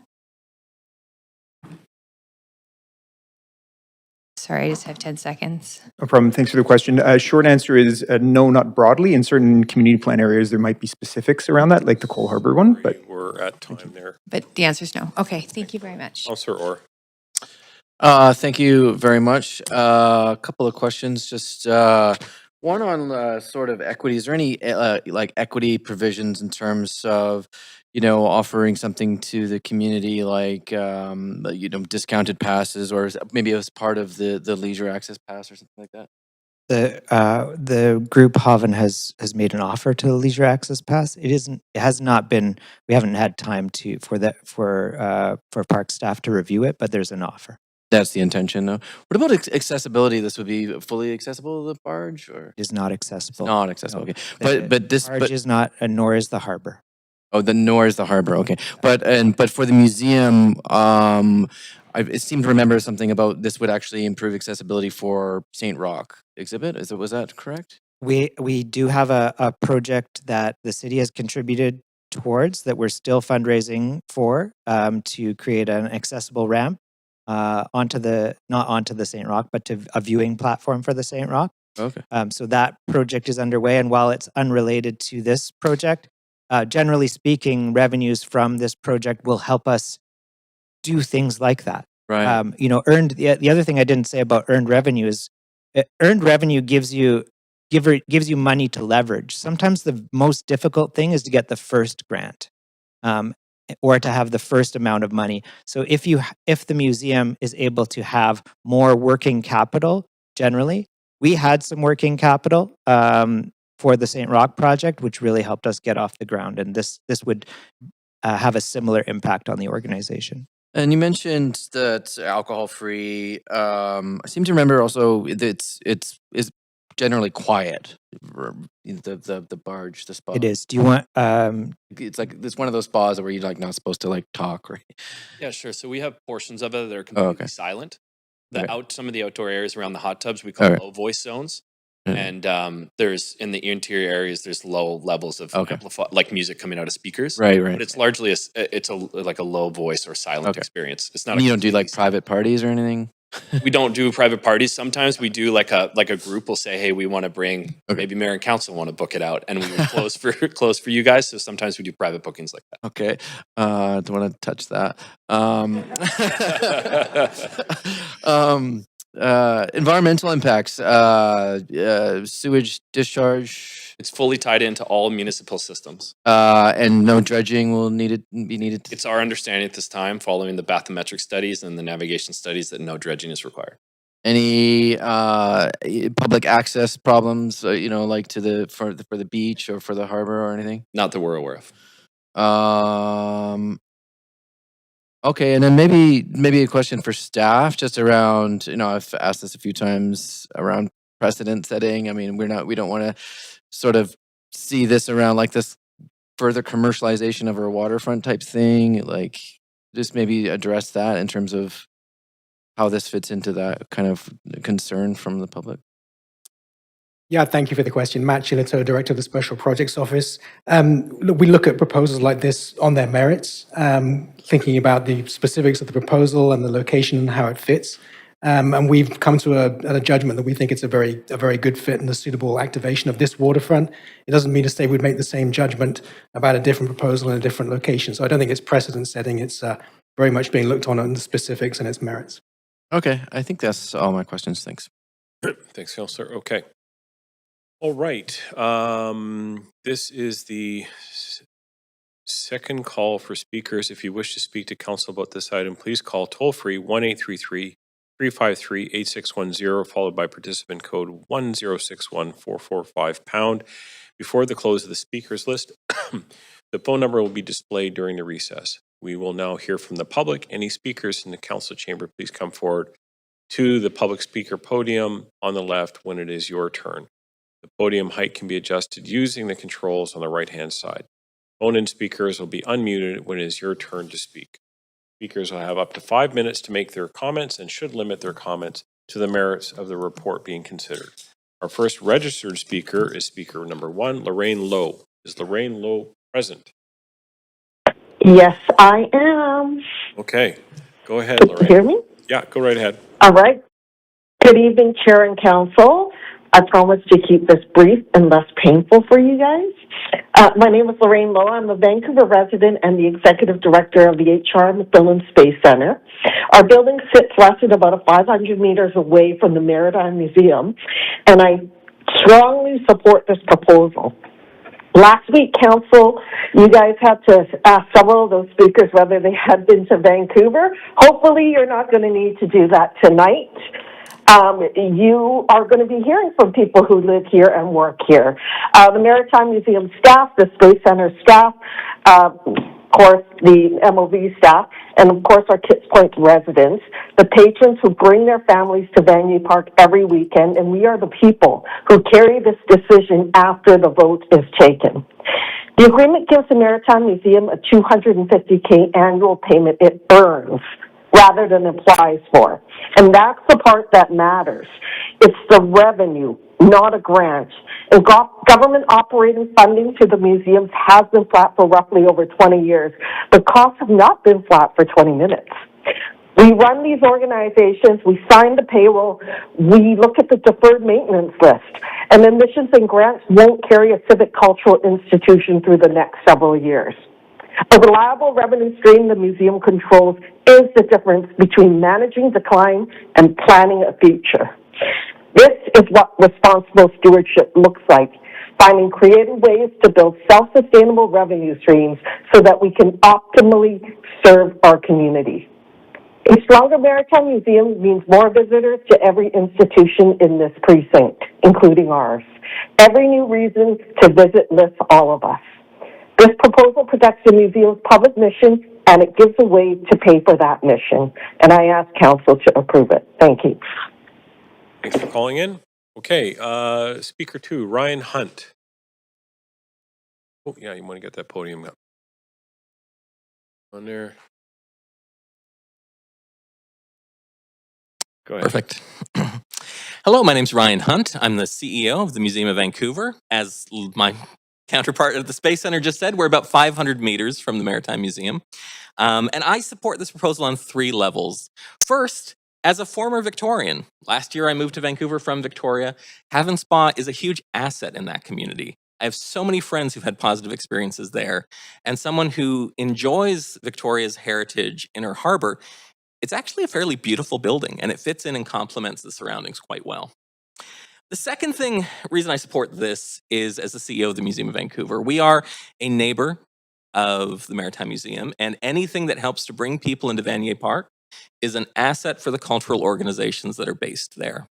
There's tremendous potential crossover with the kinds of people who will go to Haven Spa, with our audience, with Bard on the Beach's audience, with the Maritime Museum's audience, with the Space Center's audience. And getting people into Vanier Park is one of our #1 challenges. This brings another destination into our neighborhood. The Museum of Vancouver also runs a very successful wedding business. We host dozens, if not low hundreds of weddings every year. Having a spa down the street from a wedding is good business. It'll be something that we can add on to our wedding packages, and it will enhance our current offerings and therefore our ability to generate money.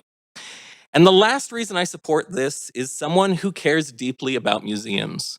When I think about how much of a game changer the kinds of annual earned revenue this will bring for the Maritime Museum, it makes me excited for their future. Cultural organizations like ours can go decades without increases in operational funding. And while those increases in funding rarely seem to happen, our costs go up every year. So finding new sustainable ways to bring in more operational funding means people like myself, and I hope David, can sleep a little bit more soundly at night, knowing that we won't have to let go long-term staff, that we won't have to cut back on programs, and we won't have to be faced with an ever-increasing number of impossible decisions. I'm so glad to hear David say that the Maritime Museum is not currently in a period of crisis, and this will be something that enhances their operations. Because what I worry about long term, museums, I like to say, are in the business of forever. The Vancouver Museum's been around in various forms for 140 years. In theory, we'll be around for another 140. So if we're looking at decades and we're seeing a lack of increase in operational funding, I see us heading down an inevitable path that leads to closure. And I see three long-term options for the City of Vancouver. They can increase operational support for museums. They can support innovative earned revenue projects like this, or if they don't choose one of those two options, over the next few decades, they can watch more and more organizations close their doors. And I think this is such a timely, important project that will build such a bright future for our peer organization, and I heartily support it. Thanks very much. Okay, next speaker 3 is Amin Kanji.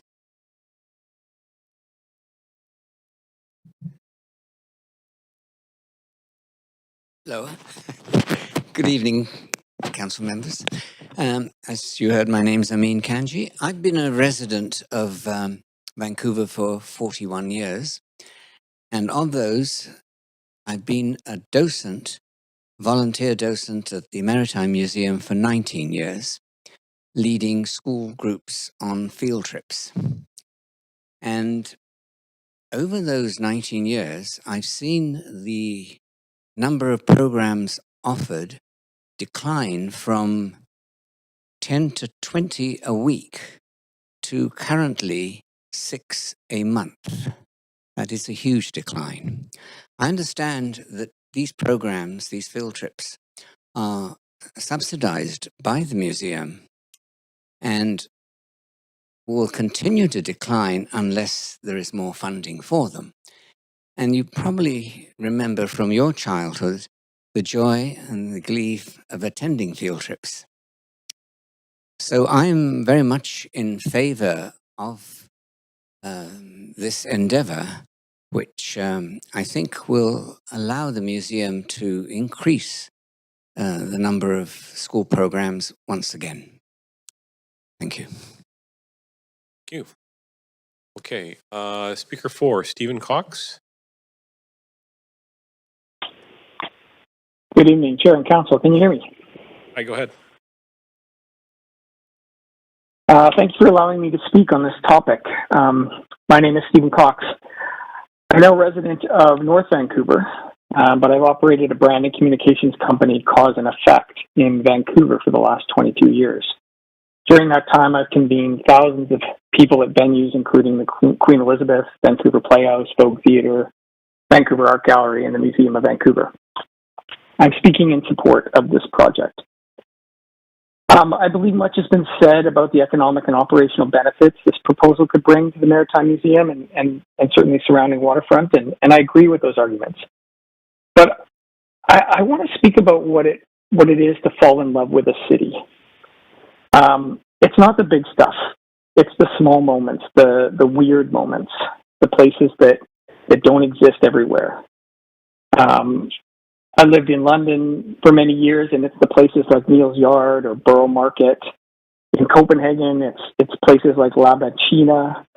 It's the small moments, and they're often what gives a city its character. They create this kind of unique texture for culture and place. And I think to me, this proposal, it feels uniquely Vancouver, a floating wellness spa and sauna, beside a maritime museum. It's slightly unexpected, but it reflects our connection to the water, to the outdoors, in a way that I think it feels authentic to this place. I also think it has the potential to bring, more life to this part of the waterfront throughout the year. It gives people a reason to visit in the quieter, colder months, creating more activity, social connection, at a time when I think the city typically retreats indoors. Ultimately, I think this is about the kind of city that we want Vancouver to be? Do we want to be the one that says no to ideas that are a little different? Or do we want to create space for thoughtful projects that make our city more memorable, more interesting, and ultimately more enjoyable for both residents and visitors? I believe this proposal moves us in that direction. So thank you very much for the opportunity to speak. I encourage council to support this proposal. Okay, thanks for calling in. Speaker number 5, Duncan Watts Grant. Hello, Mayor and Council. My name is Duncan Watts Grant. I'm a resident of Vancouver. I'm the Executive Director of the Vancouver Fringe Festival and a supporter of the Maritime Museum and this proposal. And I have to share with you, I am calling in because I'm currently in my own board meeting, and my board has very kindly given me permission to step out and make this call. And I use this as an example of the many different hats that nonprofit executive leadership has to wear at any given time. And my dear friend David Jordan in the chamber knows very well the life of a leader of one of our organizations.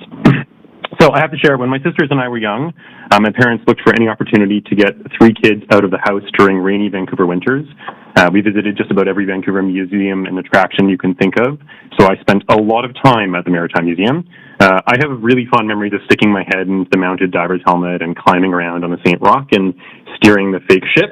And in grade 8, I have to brag, I was a proud participant in a historical competition where I showcased my project in the basement of the museum, and I can absolutely still remember the smell of timber, and standing up in the exhibit hall looking up at that big ship.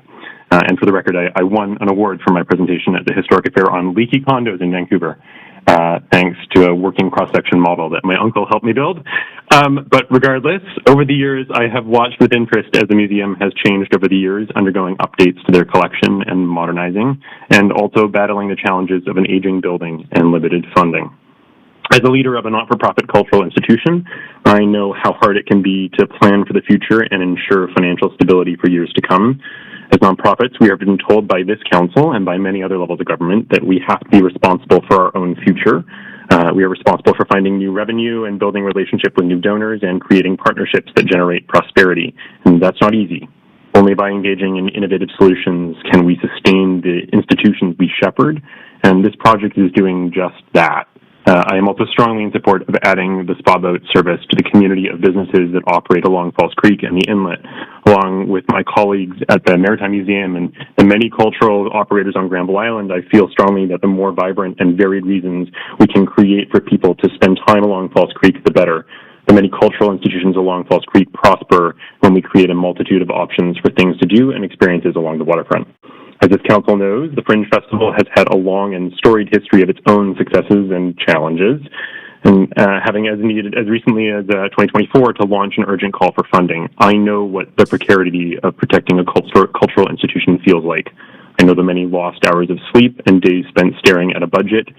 Protecting arts, culture, and heritage takes every kind of investment and every kind of energy. I greatly admire the museum team for their creativity in identifying proposals to ensure the sustainability of their organization, and on top of that, bringing a new service to the neighborhood. This is exactly the kind of project that we have been told by government to create, one that will ensure not just the stability, but also the growth of the museum. I want generations of kids to have the kinds of transformative experiences I had at the museum, and I hope this council will support the project. Okay, thanks. Speaker 6 is Spencer Hawkswell. Speaker 6 is not on the line. Okay, Speaker 7, Elvira Lount.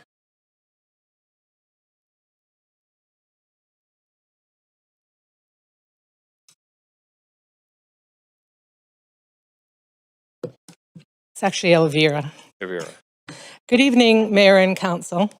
Thanks for the opportunity to speak today. I'm opposed to this motion. I'm a long-term resident of Kitsilano, founder of Keep Kits Beach Wild, and the starter of the petition, Protect Heritage Harbor Marina, Say No to a massive 150-foot barge spa that is now at 2,504 signatures. Of those, approximately 50% live in Vancouver, 930 in the Lower Mainland, only 29 are from outside Canada. Interestingly, 52 are from Victoria, where Haven's current barge spa is located in a busy working industrial harbor, not a small heritage wooden boat harbor in a public park. I'm not disputing that the spa experience of a sauna, hot pool, and cold plunge isn't a great experience. I've spent many happy hours in hot springs that mix hot and cold therapy. I was a frequent visitor to Harrison Hot Springs until I developed an allergy to chlorine. I now swim in the ocean at Jericho Beach. I also frequent a local fitness center with a sauna and cold shower that costs only a few dollars, not $95 to $100 for a 2 to 3 hour visit. A new sauna cold plunge facility just opened up on 4th Avenue in West Kitts. Fundamentally, a vessel of such a massive size is simply not a good fit for this small marina, as anyone familiar with the marina should realize. At 150 feet long by 34 feet high, it will block and privatize public views. It will extend beyond the current dock, displacing several boats already moored there. Many of the small boats and the Falls Creek Ferry regularly run aground on the sandbars at low tide. So contrary to the museum's claims, the harbor will need to be dredged to accommodate the barge and remain a navigable channel.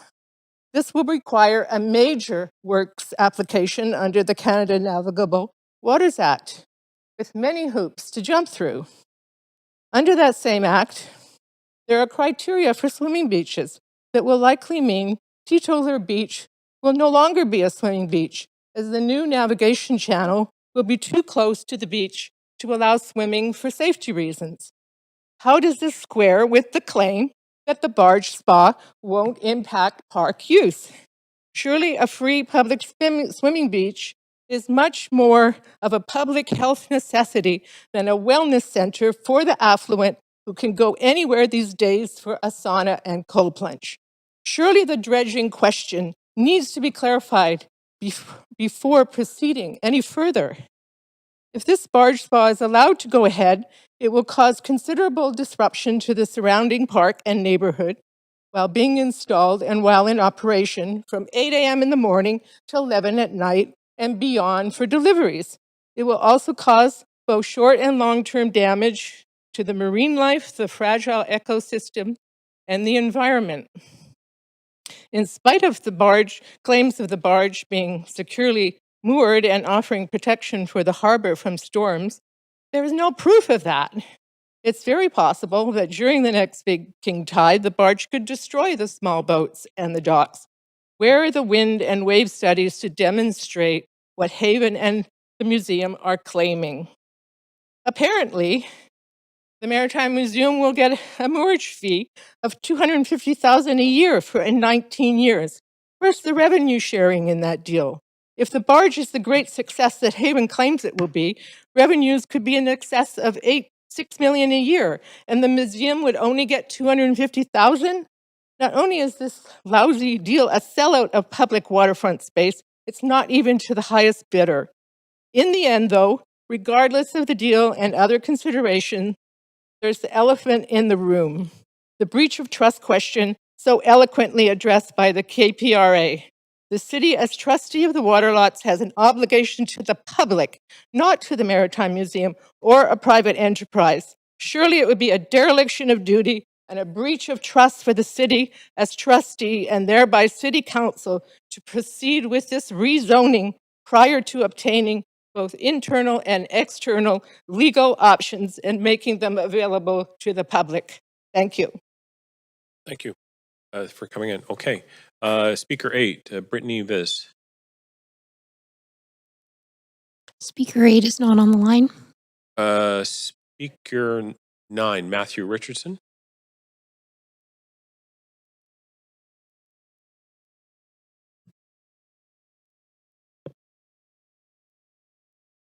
Good evening, Mayor and members of Council. My name is Matthew and I live in Vancouver.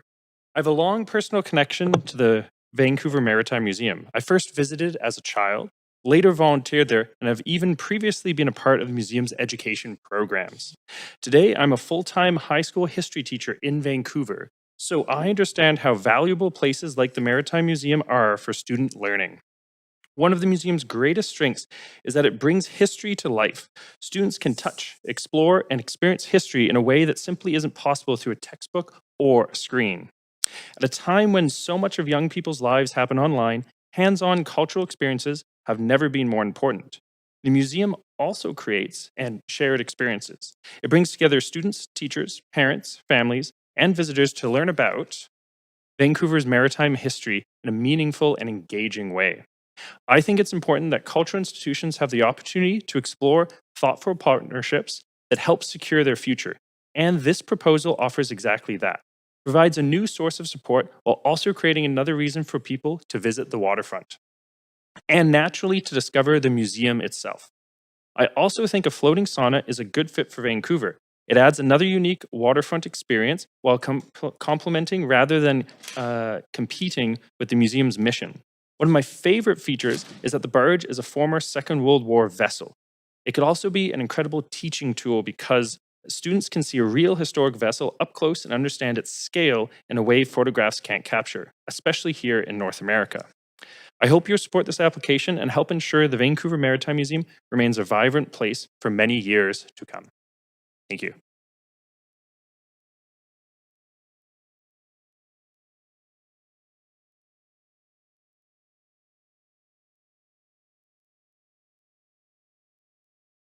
Thanks for speaking. Okay, Speaker 10 is withdrawn.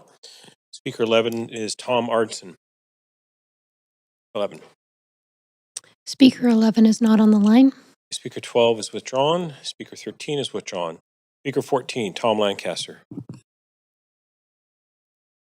Hi, everybody. Can you hear me? You bet. Go ahead, Tom. Hey, good evening, Mr. Chair, members of council.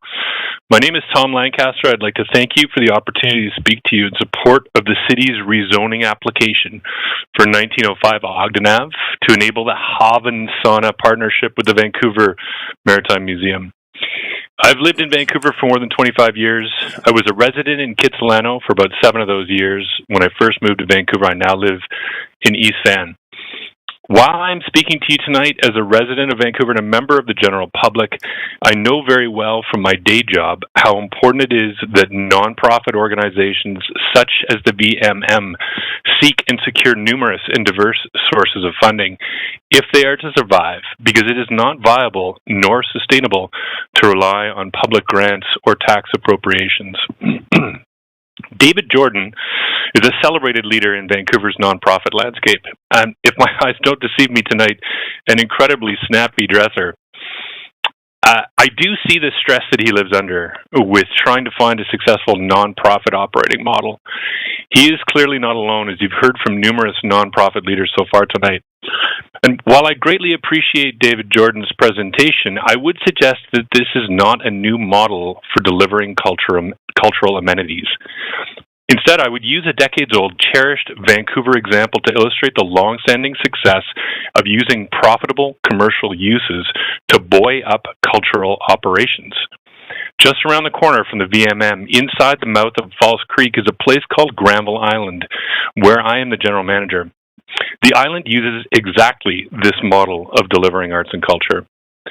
For almost 50 years, Granville Island has successfully used the profitable commercial uses on the island to deliver over 300,000 square feet of below-market arts and culture uses. As well, we host annually about 110 annual festivals and events. At the same time, we provide $400,000 to cultural partners every year, all at zero cost to any taxpayer. The only way this is possible is by balancing the costs of supporting arts and culture with the revenues from commercial uses.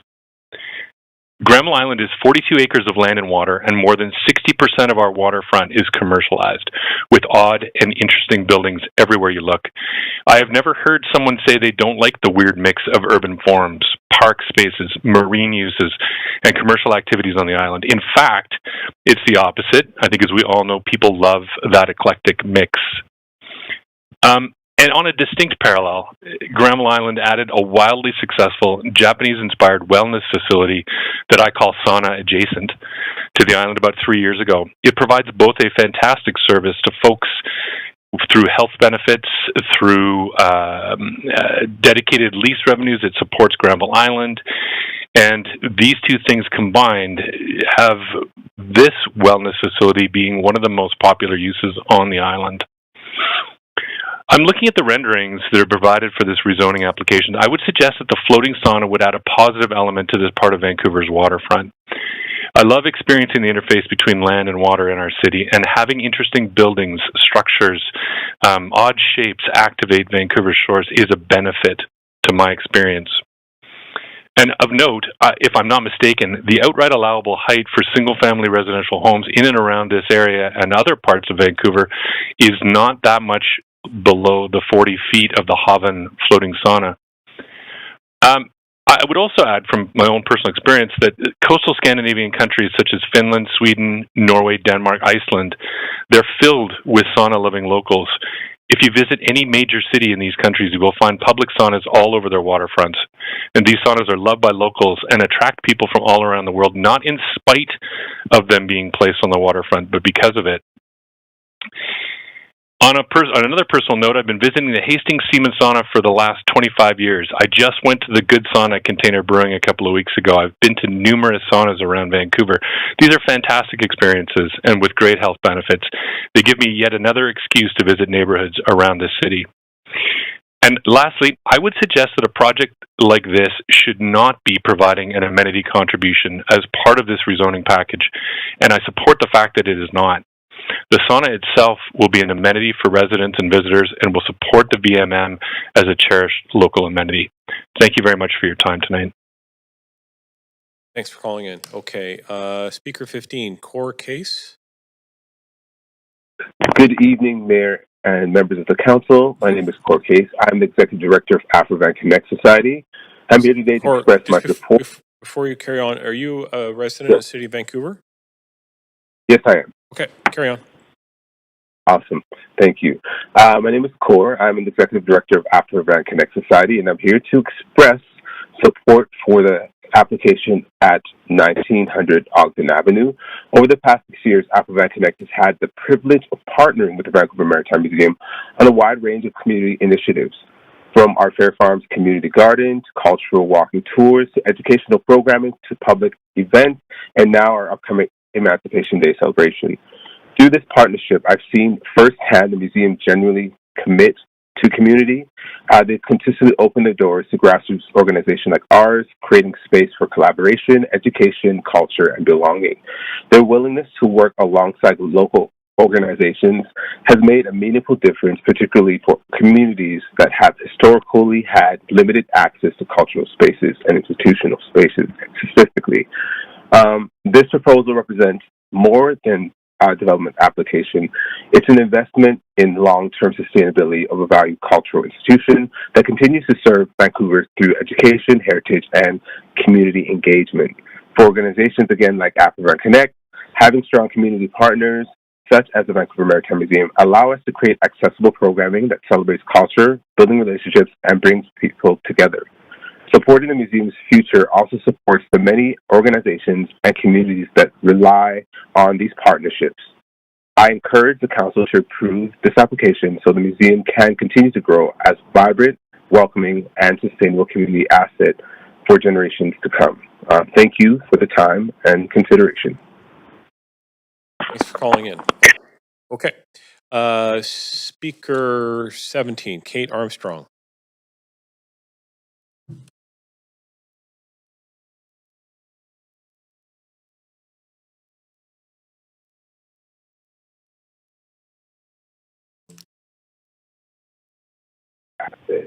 For generations to come. Thank you for the time and Hi, consideration. is Kate there?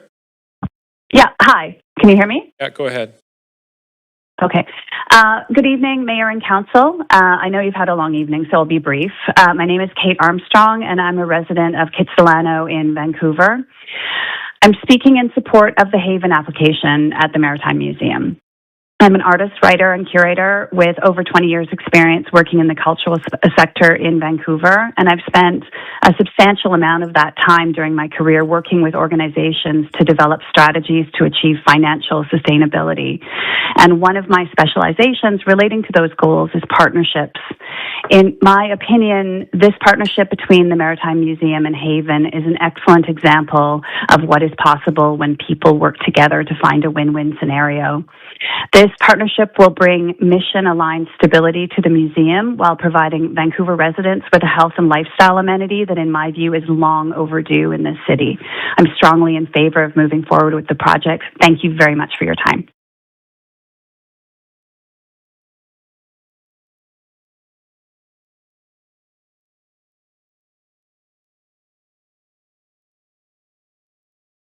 Okay. Thank you. Now we are on to speaker number 16, Emily Armitage. Oh, Stephen, sorry. Okay, we're going to go back to 16. Stephen to go. I'm not sure if I'm pronouncing that correct. Please go ahead. Can I reset my time? It's at 1:30. Go ahead. Hi, Council. My name's Stephen. I'm a long-time Vancouver resident. I've been to Haven before, and it's a world-class facility. In fact, I'm actually been wearing the robe from Haven this morning. Sorry, Nick. I'll get this back to you afterwards. But we're talking about a place that is world-class. I'm trying to give some levity here because you've been hearing the same speakers. Absolute world-class facilities. One of those facilities you'll see in a airplane travel magazine. You know what I'm talking about. The magazines you flip through and the Wi-Fi is down. You're done reading the safety card about how to escape a plane when it crashes. This is that magazine, and we can be on that magazine. But more importantly, I'm excited about this project because it actually gives additional support to one of the best and underrated museums of Vancouver, the Maritime Museum. Why do I speak so passionately, David? You know the story. I'm a father of 2 kids. One is about to go to sleep. She's probably watching on YouTube right now, wondering why is dad wearing mom's robe? It's not mom's robe, it is Haven's robe. But realistically, you're looking for things to do on the weekend that don't involve watching an iPad, having a meltdown in a library. And having this project will add this additional infusion to the city and more. And recent headlines show, you may have seen this in the Vancouver Sun Council, that Vancouver is ranked a surprising 70th out of 110 in terms of arts and culture. 70th. That is lower than Seattle. Even Toronto is higher at 48. That's a sad fact. We can be better. And I think this can help elevate that number from 70 maybe to 69, just a little bit higher. But I think that is exciting. And I understand there's some opposition. I understand there's concerns about dredging, concerns about traffic. But realistically, those who go to Haven are not hooligans. They're everyday people. People are looking for a place to rest, to recharge, to relax after a long day at the firm or dealing with screaming kids at home, kind of like myself. And who wouldn't want more Stevens in the neighborhood anyways? And if this all pans out, I look forward to just jumping on a cold plunge with all of you, including you, Councillor Orr. Those are my remarks. Thank you. Thank you. Thank you for coming in. Nick, here you go. Speaker 18, Emily Armitage. No, not on the line. Speaker 19, Eric Fisher.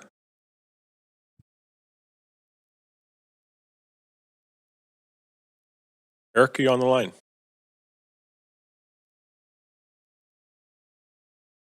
You, Eric. I am Eric. Hey, Eric. Sorry, I just Come on in. was having an argument outside. Good evening, Mayor and Council. I'm really happy to speak in support of this proposal. I'll try to be as brief as I can, and I'm not the best public speaker. Excuse me. I've been at the harbor for the last 10 years. I'm a wooden boat builder, and I have a boat down on the docks. My kids have grown up on this dock. I've spent a lot of time, and I would encourage all of you actually just to come down for a natter or a sundowner, see the beautiful boats, and sort of see the community that exists there. One of the many things I've done down on the dock, sort of working on wooden boats, on my boat, on other boats down on the dock, is I've done a substantial repair to the docks for the museum. And my experience with the museum has always been really, they've been really forthcoming, and I think they're really trying to preserve and maintain that space as a cultural space. I just kind of wanted to make a couple of points that through this whole process, they've been really transparent, both the Haven people and museum people, about what their plans are and how things are going. And I just really want to support. I think this is what we need going forward, to both maintain and to expand what can be there. I think. Thanks. Thanks very much for speaking. Appreciate it. Okay. Speaker 20 is Mike Biscar. And not on the line? Speaker 21, Pauline Cusack. No, not on the line. Speaker 22, Prathamesh Phul. Not on the line. Speaker 23, Zelda Chan. No. Speaker 24, Bachman Jomo. No. Speaker 25, David Kleinbaum. No. Speaker 26, Gabby Makua. Not on the line. Speaker 27, Gulzar Graywal. Not on the line. Speaker 28, Felicia Perry. No. Speaker 29, Harj Ahir.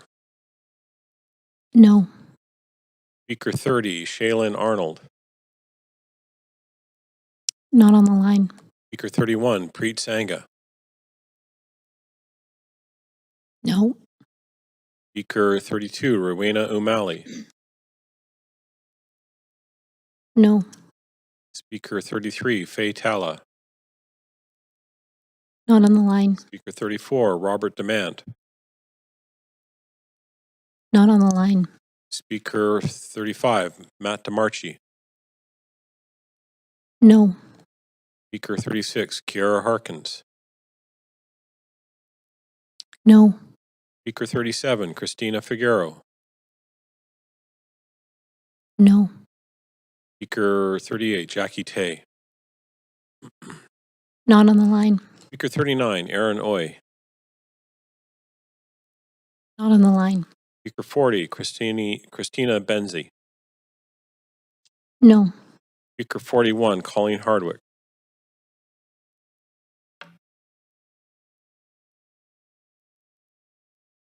One moment, please.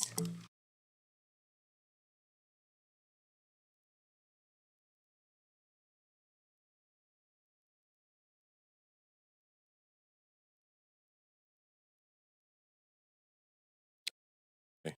Speaker 42, Annika Anderson. No. Speaker 43 is withdrawn. Speaker 44, Jeff Duiker. Hi, Jeff, are you there? I'm here. Good evening. I'm Jeff Diker. I'm a resident and homeowner in Kitts Point. I've lived in Kitts Point for 6 years with my family, and I'm here to voice my very strong support for the Haven proposal. We've visited other world-class waterfront cities such as Sydney and Copenhagen, and in my view, those cities have done an excellent job of activating their waterfront and providing opportunities for residents and visitors to engage and gather and be very active on the water. And I think when you look at that stretch of Vancouver's waterfront from Hayden Park wrapping around through Falls Creek, it's totally underutilized.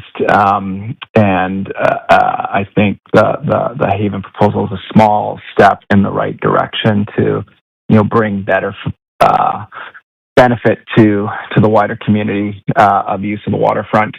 I have been in the past active with our Residents Association. I know you've heard from the Kitts Point Residents Association in expressing opposition to the proposal. While I think the Residents Association has done some great work, particularly on the SNOC file, I think in this scenario they're not necessarily representing the entire views of our community. there is no mechanism by which, our neighborhood is polled on what the views are. And I know when I speak with my immediate neighbors, many of who provided comment to the proposal, we are all very supportive and think this will be a great addition to our neighborhood. The Maritime Museum is a facility our family uses, with our young kids. And I think this type of partnership is exactly what we need to keep cultural institutions like this alive and thriving in our city. So, again, very supportive of this proposal as someone who lives literally right next door, and think it is going to be a great benefit to Kits Point as well as to the wider community. Thank you. Thanks very much. Okay, speaker 45, Sarah Nathanson. Speaker 45 is not on the line. Speaker 46, Saren Frisky. No. Speaker 47, John Hatzelios. No. Speaker 48 is withdrawn. Speaker 49, Peter Zanjunk. No. Not on the line. On the line, okay. Speaker 50, Linda Husner. Not on the line. Speaker 51, Jeremy Broad. No. Okay. Okay. Are there any more speakers in the chamber? If there are any more speakers in the chamber, please come forward to the podium. Clerk, are there any additional speakers on the line? Yes, we have 3 additional speakers on the line. Okay. The next speaker is Amanda Slater. Okay. Go right ahead. Hi, good evening, Mayor and Council. My name is Amanda and I live in Vancouver. I am speaking to the rezoning at 1905 Ogden Avenue. I wanted to be honest with you guys. At first, I really didn't understand why so many people signed the petition opposing this project.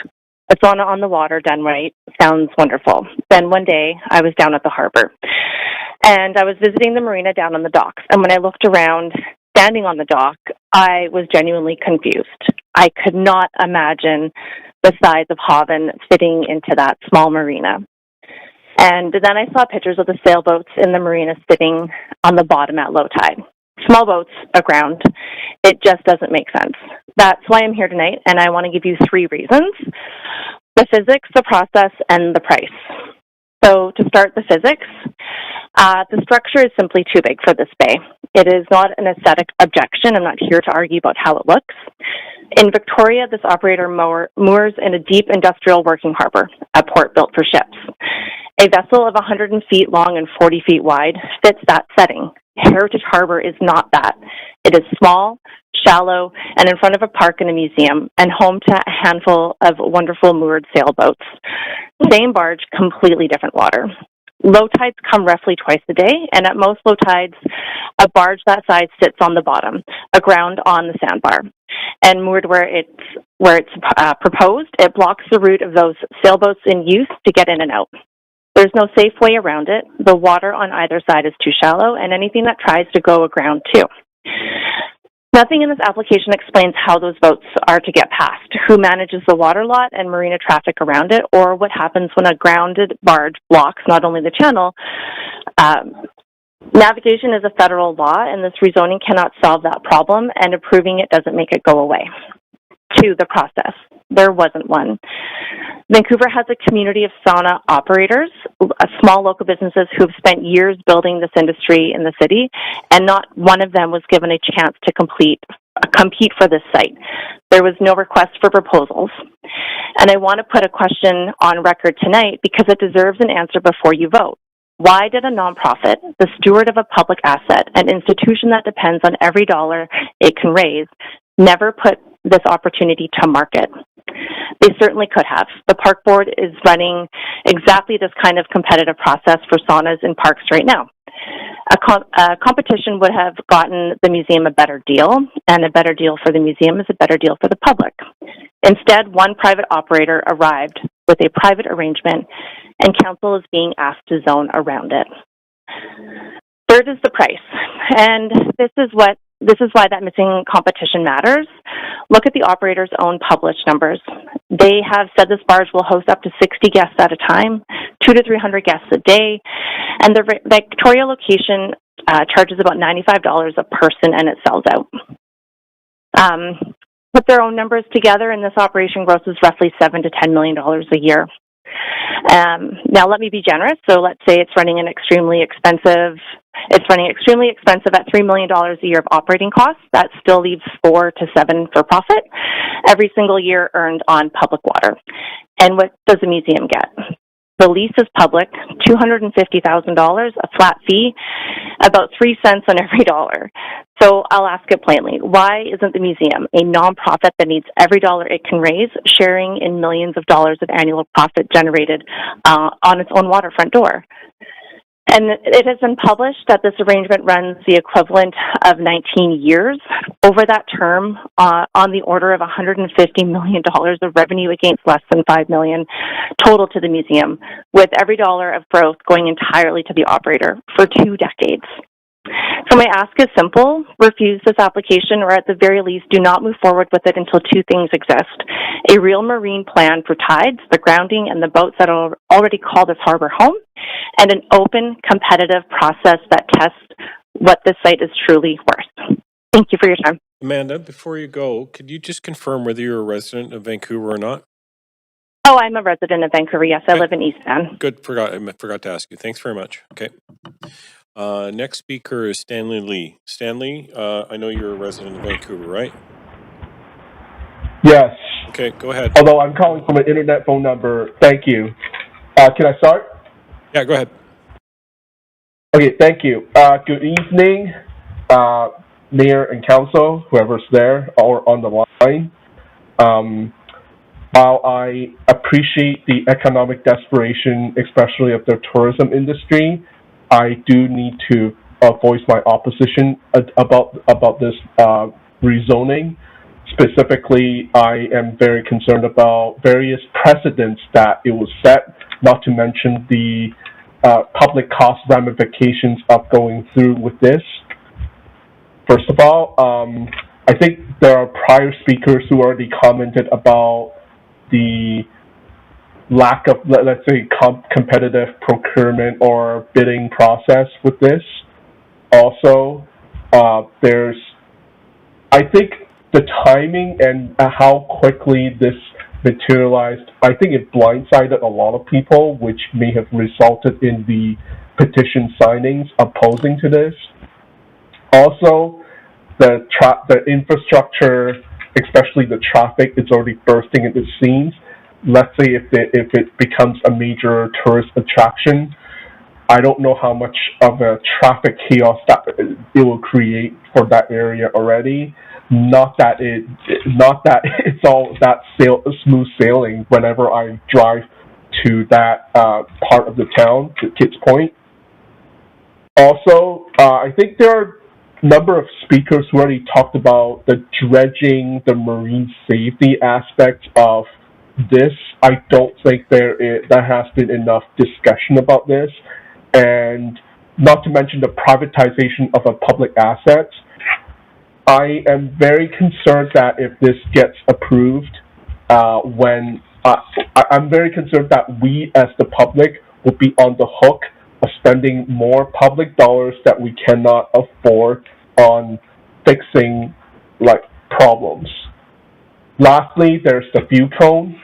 There are some debates about whether this is too tall or not. Not that I think you care about it, since you already threw it into the trash bin with prior motions. But those are all the reasons why I do not support this rezoning, as sympathetic as I am to the tourism industry. Thank you. Okay, thanks for calling in. All right, so we got another speaker with the 4 digits 8366. Are you there, speaker? Yep, I'm here. Can I get your name, please, and whether you're a resident of Vancouver? Yeah, my name's Jordan McDonald, and I am a resident of Vancouver and a resident of Kids Point. Great, go right ahead. Perfect. Thanks a lot, Mayor and Council, for having me on today. I just wanted to call in and just say that I enthusiastically support this project. As the crow flies, I'm actually the closest neighbor to the spa. I've heard over the past couple of weeks that there's a lot of people that are sort of speaking up against this. And I really want to say that I think that is the vocal minority, because everybody that I speak to in Kitts Point seems to be in favor of this spa. My address is 1000 Cypress, so I'm directly at the southeast corner of Cypress and Ogden. I'm standing on my deck right now looking at the rezoning application, and I just can't think of a cooler thing than having a spa like right out in that marina there, and how it supports the Maritime Museum. It needs the money. I spoke with the executive director at the Maritime Museum. They seem very excited about it. It's really going to help them financially. We take our kids to the Maritime Museum all the time. You can hear kids screaming in the background right now, jumping on the trampoline. Like, I just can't say enough what an amazing asset this will be for our community. So I really support it. And I really want to say that I think that there's a lot of people that live in Kitts Point that really want this, and most of the people that I speak to are really in support of this. So I just want to make that very clear. Thank you very much for having me on tonight. Thanks for calling in. Okay, we've got a couple more. Speaker with the digits 4695. Are you on the line?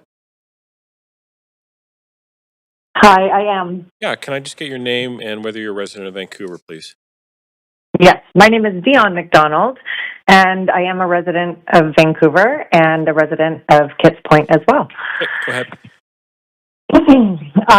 I absolutely support this project as well. Again, I am similar to the previous caller, immediately across the street from the Maritime Museum. I think that this will positively activate a public space with a very welcome scenario of people going somewhere to relax and enjoy the assets that Kitts Point have to offer. I'm also very positively supporting local entrepreneurs who want to also hire people who live locally and help boost our local economy. I do want to see more public spaces positively activated. I think Vancouver is really lacking in that, where when we travel to other major cities throughout the world, you can see positively activated public spaces.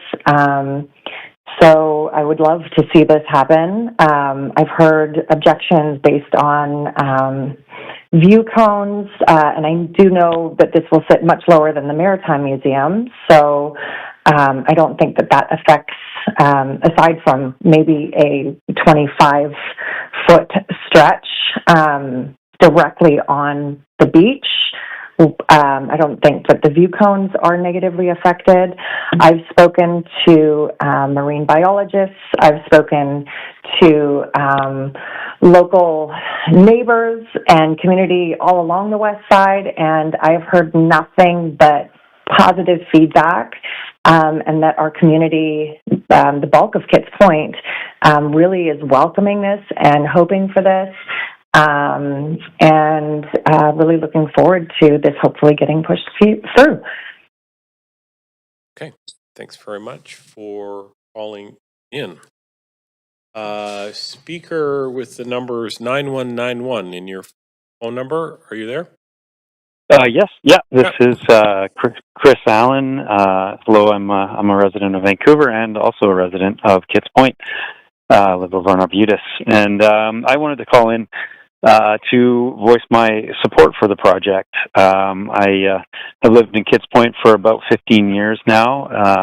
Really enjoy the area, and particularly the Maritime Museum. I feel is a really cool asset that is, I'm sure, suffering financially, and I know there was an initiative to move it away from Kits Point, and I know that it struggles financially. And this seems like a great way to help with some revenue, to bail it out, to keep it in the neighborhood and keep that amazing piece of history that the St. Roch represents for all of us to enjoy. I think that area behind the Maritime Museum is not an area that's that has a lot of tourist draw in that specific area. The Heritage Harbor set of boats are a neat set of boats. I've been down there a few times, but it's not a big draw for people from my perspective.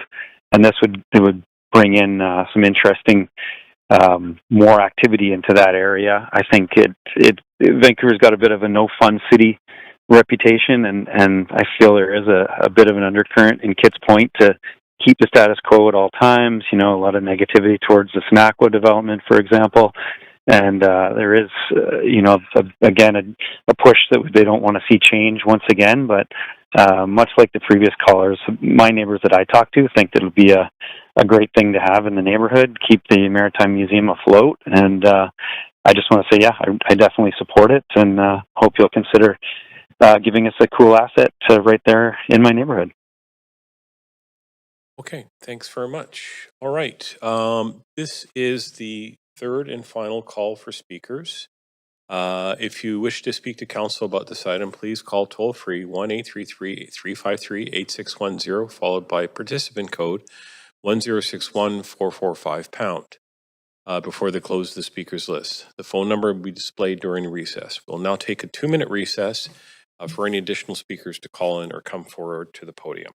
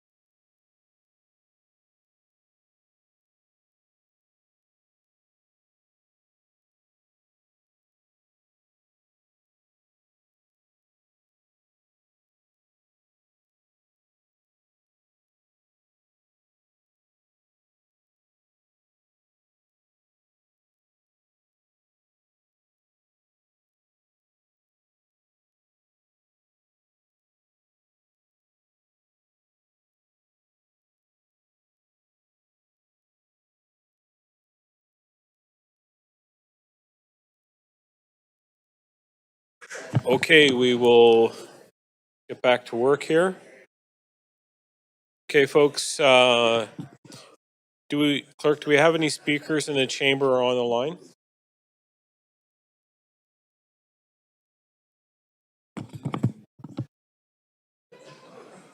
You want to come to the podium here, please? Hi, Hi, go ahead. we're just speaking to the, Please can you introduce hear me? your name and whether you're a resident of Vancouver. My name's Leona Rothney and I live in Mount Pleasant. Great, go ahead. And okay, I'm opposed to this rezoning. I jotted down some points.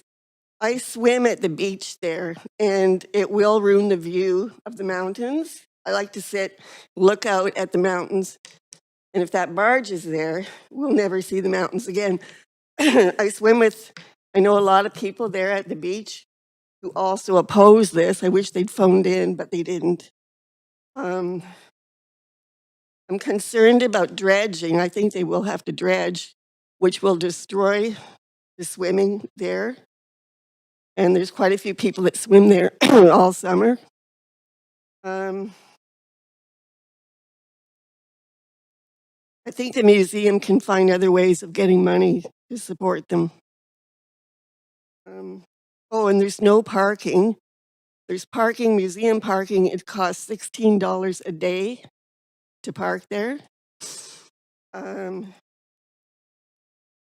This spa, it's only for the rich. It's $95 to use it. Who's going to use it? You know, and they'll probably only use it once and never go back again. So I can see it phasing itself out eventually. I can't see people going there all the time. No parking. I ride my bike. Mount Pleasant Pool, I live in Mount Pleasant. Mount Pleasant Pool was demolished in 2009.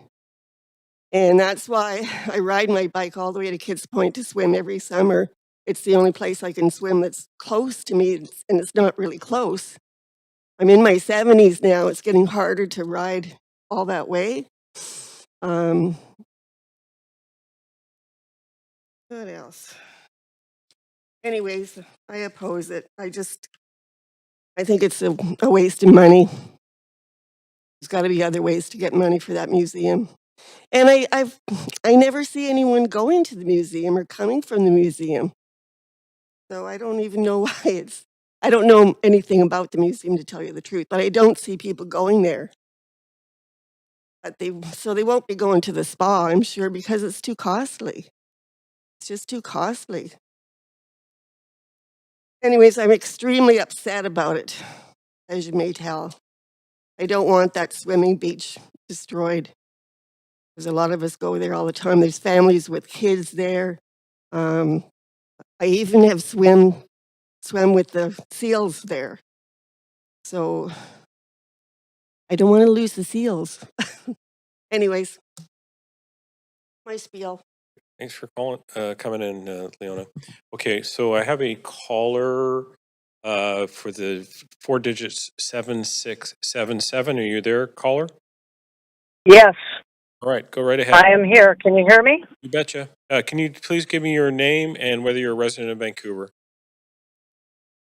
Yes, just give me a moment, please.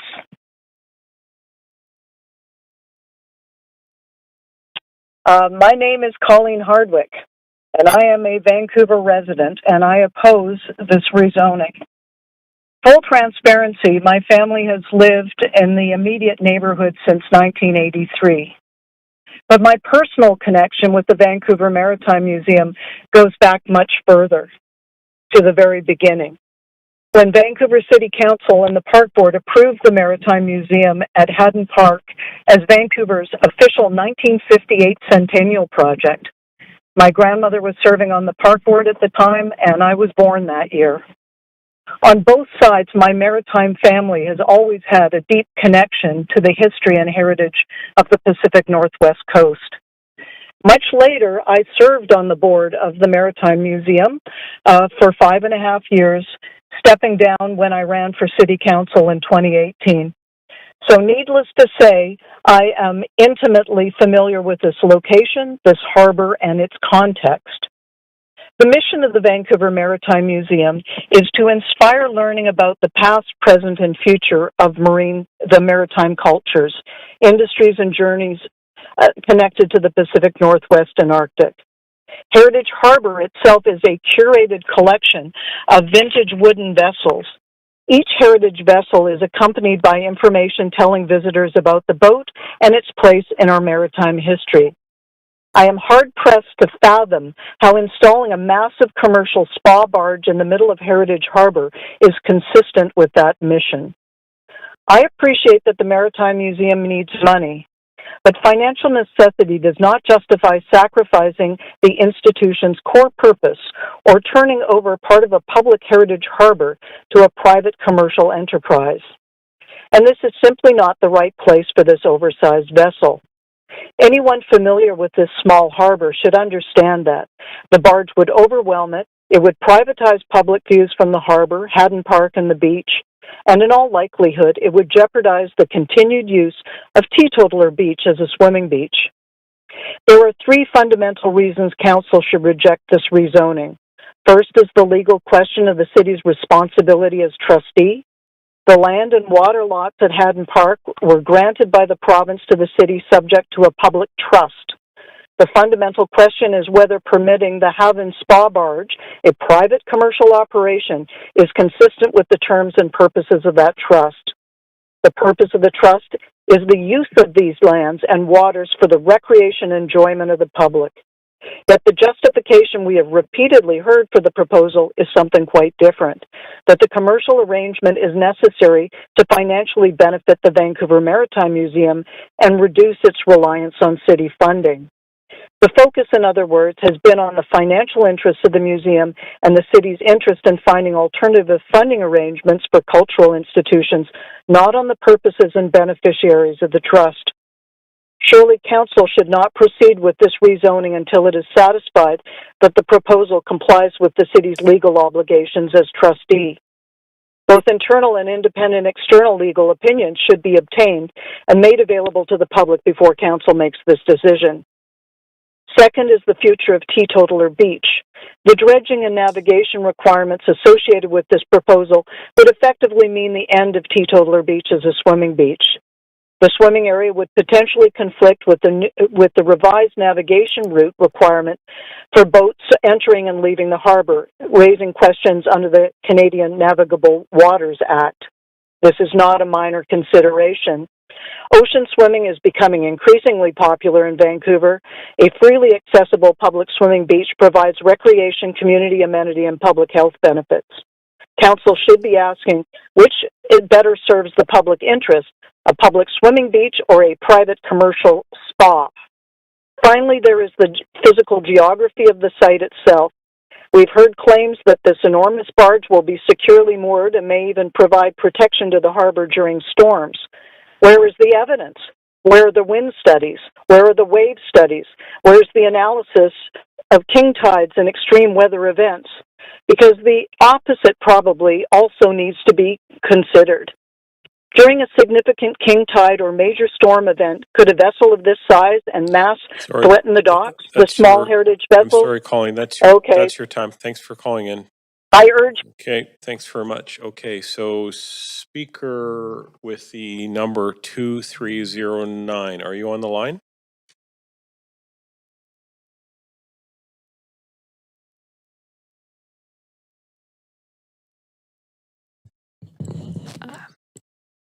That caller's no longer there.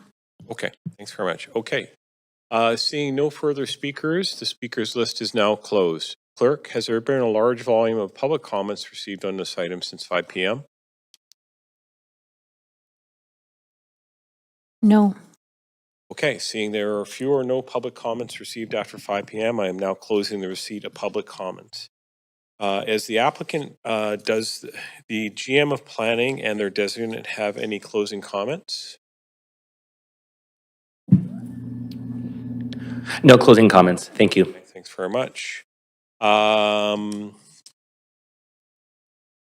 going to say staff has any closing comments, but I'm going to say probably no.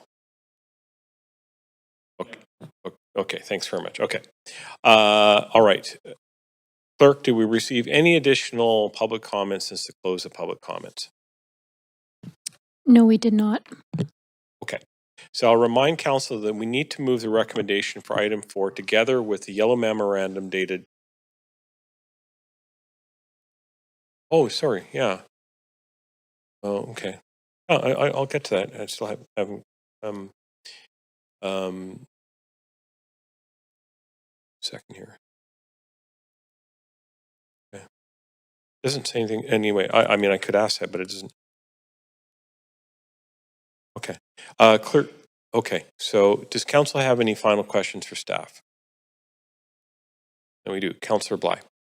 Yeah, thanks very much. Just a quick follow-up based on some of what we heard from the speaker specific to the impact of the swimming beach.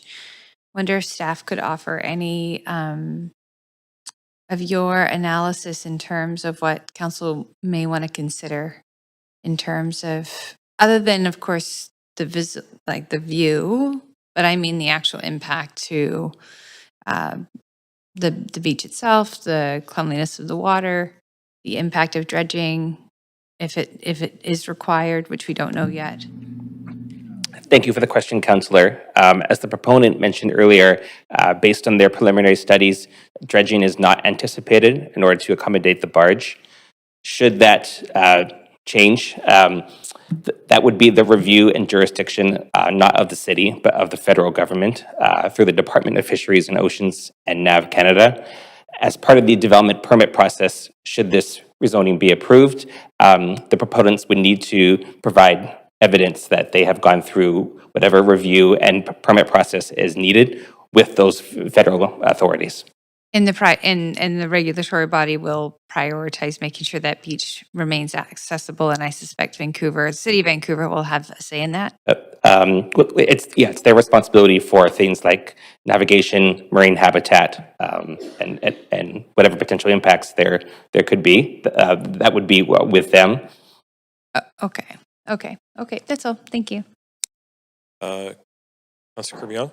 No, I'm happy to move the recommendations, Chair, and then speak to them. With the yellow memo? Okay. Just a moment here. We just have to... okay, I'm just going to read the rest of the script here.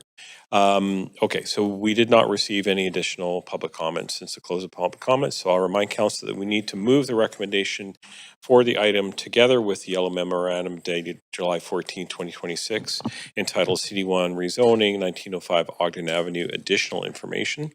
Council will now, we have a mover and a seconder. Council members, is there any discussion? Okay, Councillor Kirby-Young. Yeah, thanks very much, Chair, and thank you to everybody that came and spoke tonight. It's kind of a moment for this council because this is our very last public hearing item of this term in the public hearing format. And so for me personally, I brought this motion forward. I think it was November 2025 that was referenced. It was a real delight to do that. And at the request and behest of the Vancouver Maritime Museum in partnership with Haven. And it's, I think, from my perspective, a really nice note to finish off on. The idea of having a hydrotherapy, water-based experience on the water is pretty fantastic. I started doing some homework and some research, and so when I visited Montreal, and this idea came up for Vancouver, I went to the Boda Spa, which is on the water, in the St. Lawrence, down in Old Montreal, and it was a sublime, relaxing experience. It is a quiet experience, which is something that I don't think that people get that much in their daily lives now. We're always turned on and tuned on to everything, and you put your phones away. There are quiet zones. I think there was one sort of like quiet conversation zone that you could have there, but you got to go through the wellness experience, and it's quite, I think one thing that hasn't really been mentioned is how the significance of health benefits of being on or near the water. And I really started to learn this when I was on the park board, and we would have discussions around water fountains and water features in parks and what that provided for people. And those sort of what you call blue spaces are really good for lowering stress, for helping to clear your mind, boosting your mood, helps people to sleep. It's just good all around. It's a great chance to unplug. Yes, there has been increased popularity in things like cold plunges and that in Vancouver, but this is incredibly unique because it will add to our waterfront experience in the city. I think it's really noteworthy, and I think this opportunity was considered with great care, I believe, by the leadership at the Maritime Museum, because they steward the maritime history of our city quite carefully and quite seriously. We are a water-based city. And so having this opportunity, certainly, yes, it financially supports the museum and complements it. It brings extra interest to the area. Very noteworthy that it was supported by the other cultural organizations on Kitts Point. But it also complements their maritime mission, because it is a World War II barge. It's a great sustainability story. It's a great history story. It brings history in there with repurposing something. It gives new life to something that has historic impact. It gives people a chance to sort of extend that learning about and appreciating maritime history from within the museum to outside the museum, and it's also complemented by the wooden boats. I think we heard from a broad range of folks supporting it, from residents to people that lease boats at the wooden area, and others. It was great to hear from docents, from former history teachers, or current history teachers, I believe. I think that this is a fun opportunity. I think that if other cities had the opportunity to have it, they would welcome it. I think that if council were not to support this, it would go somewhere else. I've seen the one in Victoria. I haven't had a chance to personally experience it yet, but I've made a point of walking by and walking in several times. It's thoughtfully, the entrance is thoughtfully done. It's a nice welcoming experience. And it really does add a lot of interest to the harbor. I think from a resident perspective, it'll be very welcomed. I think from supporting our visitor economy, it will be. Vancouver hasn't added sort of a major significant attraction for almost 20 years now. We were talking about this just yesterday when we were considering rezoning for a large block downtown that's going to have a new observatory tower. So this is having 2 in 2 days is not something insignificant in the city, and having a chance to contribute to that. So for me, this provides a lot of support. We've seen these things embraced when we look at innovative partnerships. I think of things like Batch at Kits Point and how much people have loved that. And now you can go down and there's live music, and the experience by partnering and working with others and sort of the collaboration is reinvigorating some of those opportunities and experiences. They're also at, for example, Plaza of Nations, adjacent and near the waterfront, and people will walk there, they will hop onto the aqua ferries. So I do think it provides a lot of potential benefits. I think it's just simply fun as well. And I think that it's okay to welcome fun and support a vibrant economy, and it's very consistent with a lot of what this council has prioritized and stood for. And so I'm really happy to see it tonight. And I'm sorry I see I'm over time, Chair. Thanks very much, Councillor Bly. Yeah, thanks very much. I'll just be brief. I appreciate the sort of expanded picture of what these hydrotherapy spa amenities can offer. And I hear from people and have experienced one at Granville Island as well. And I think they are popping up around the city. And, I appreciate the question of who goes to them and will they be used. But we know that they are actually quite successful around the city. And so there is a market there for that. So I just want to thank the speakers who came to speak in support and also to voice their opposition, and appreciate the growing number of people who are accessing our beaches for recreational swimming. I think that's exactly what we want to see in a city like Vancouver. But I think that these things can coexist. I feel quite confident they can coexist and be a positive. And while it's an adjustment to maybe like looking this way, and now you might look further to the right if you're swimming from the beach, to avoid the what will be perceived as a visual obstruction at first. We adapt, and we know that I feel quite confident that water access, the quality of the water, and the ability to swim there won't change as a result.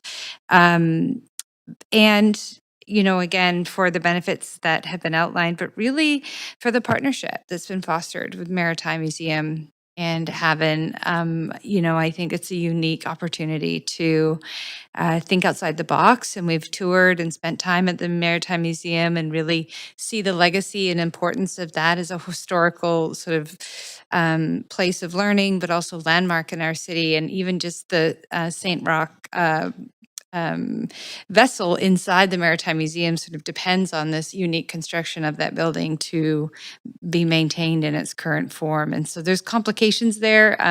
But what I like is the idea that the museum can continue to grow its offering and its impact and not necessarily just be in a sort of holding pattern of status quo, which is what we understand to be true even with city funding.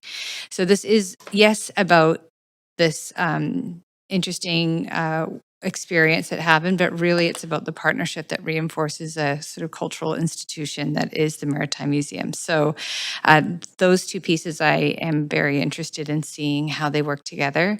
And And so for those reasons, I could go on, but I won't. I'm happy to support this and appreciate the opportunity to even consider this project as our last project, as was pointed out, of this council term. So thank you very much.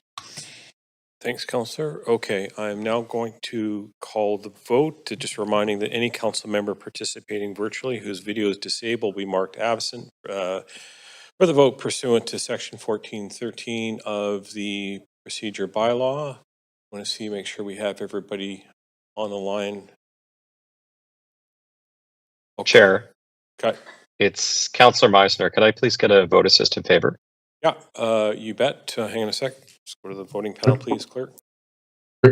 And Chair, it's Mayor Sim. Can I please get a vote assist in favor as well?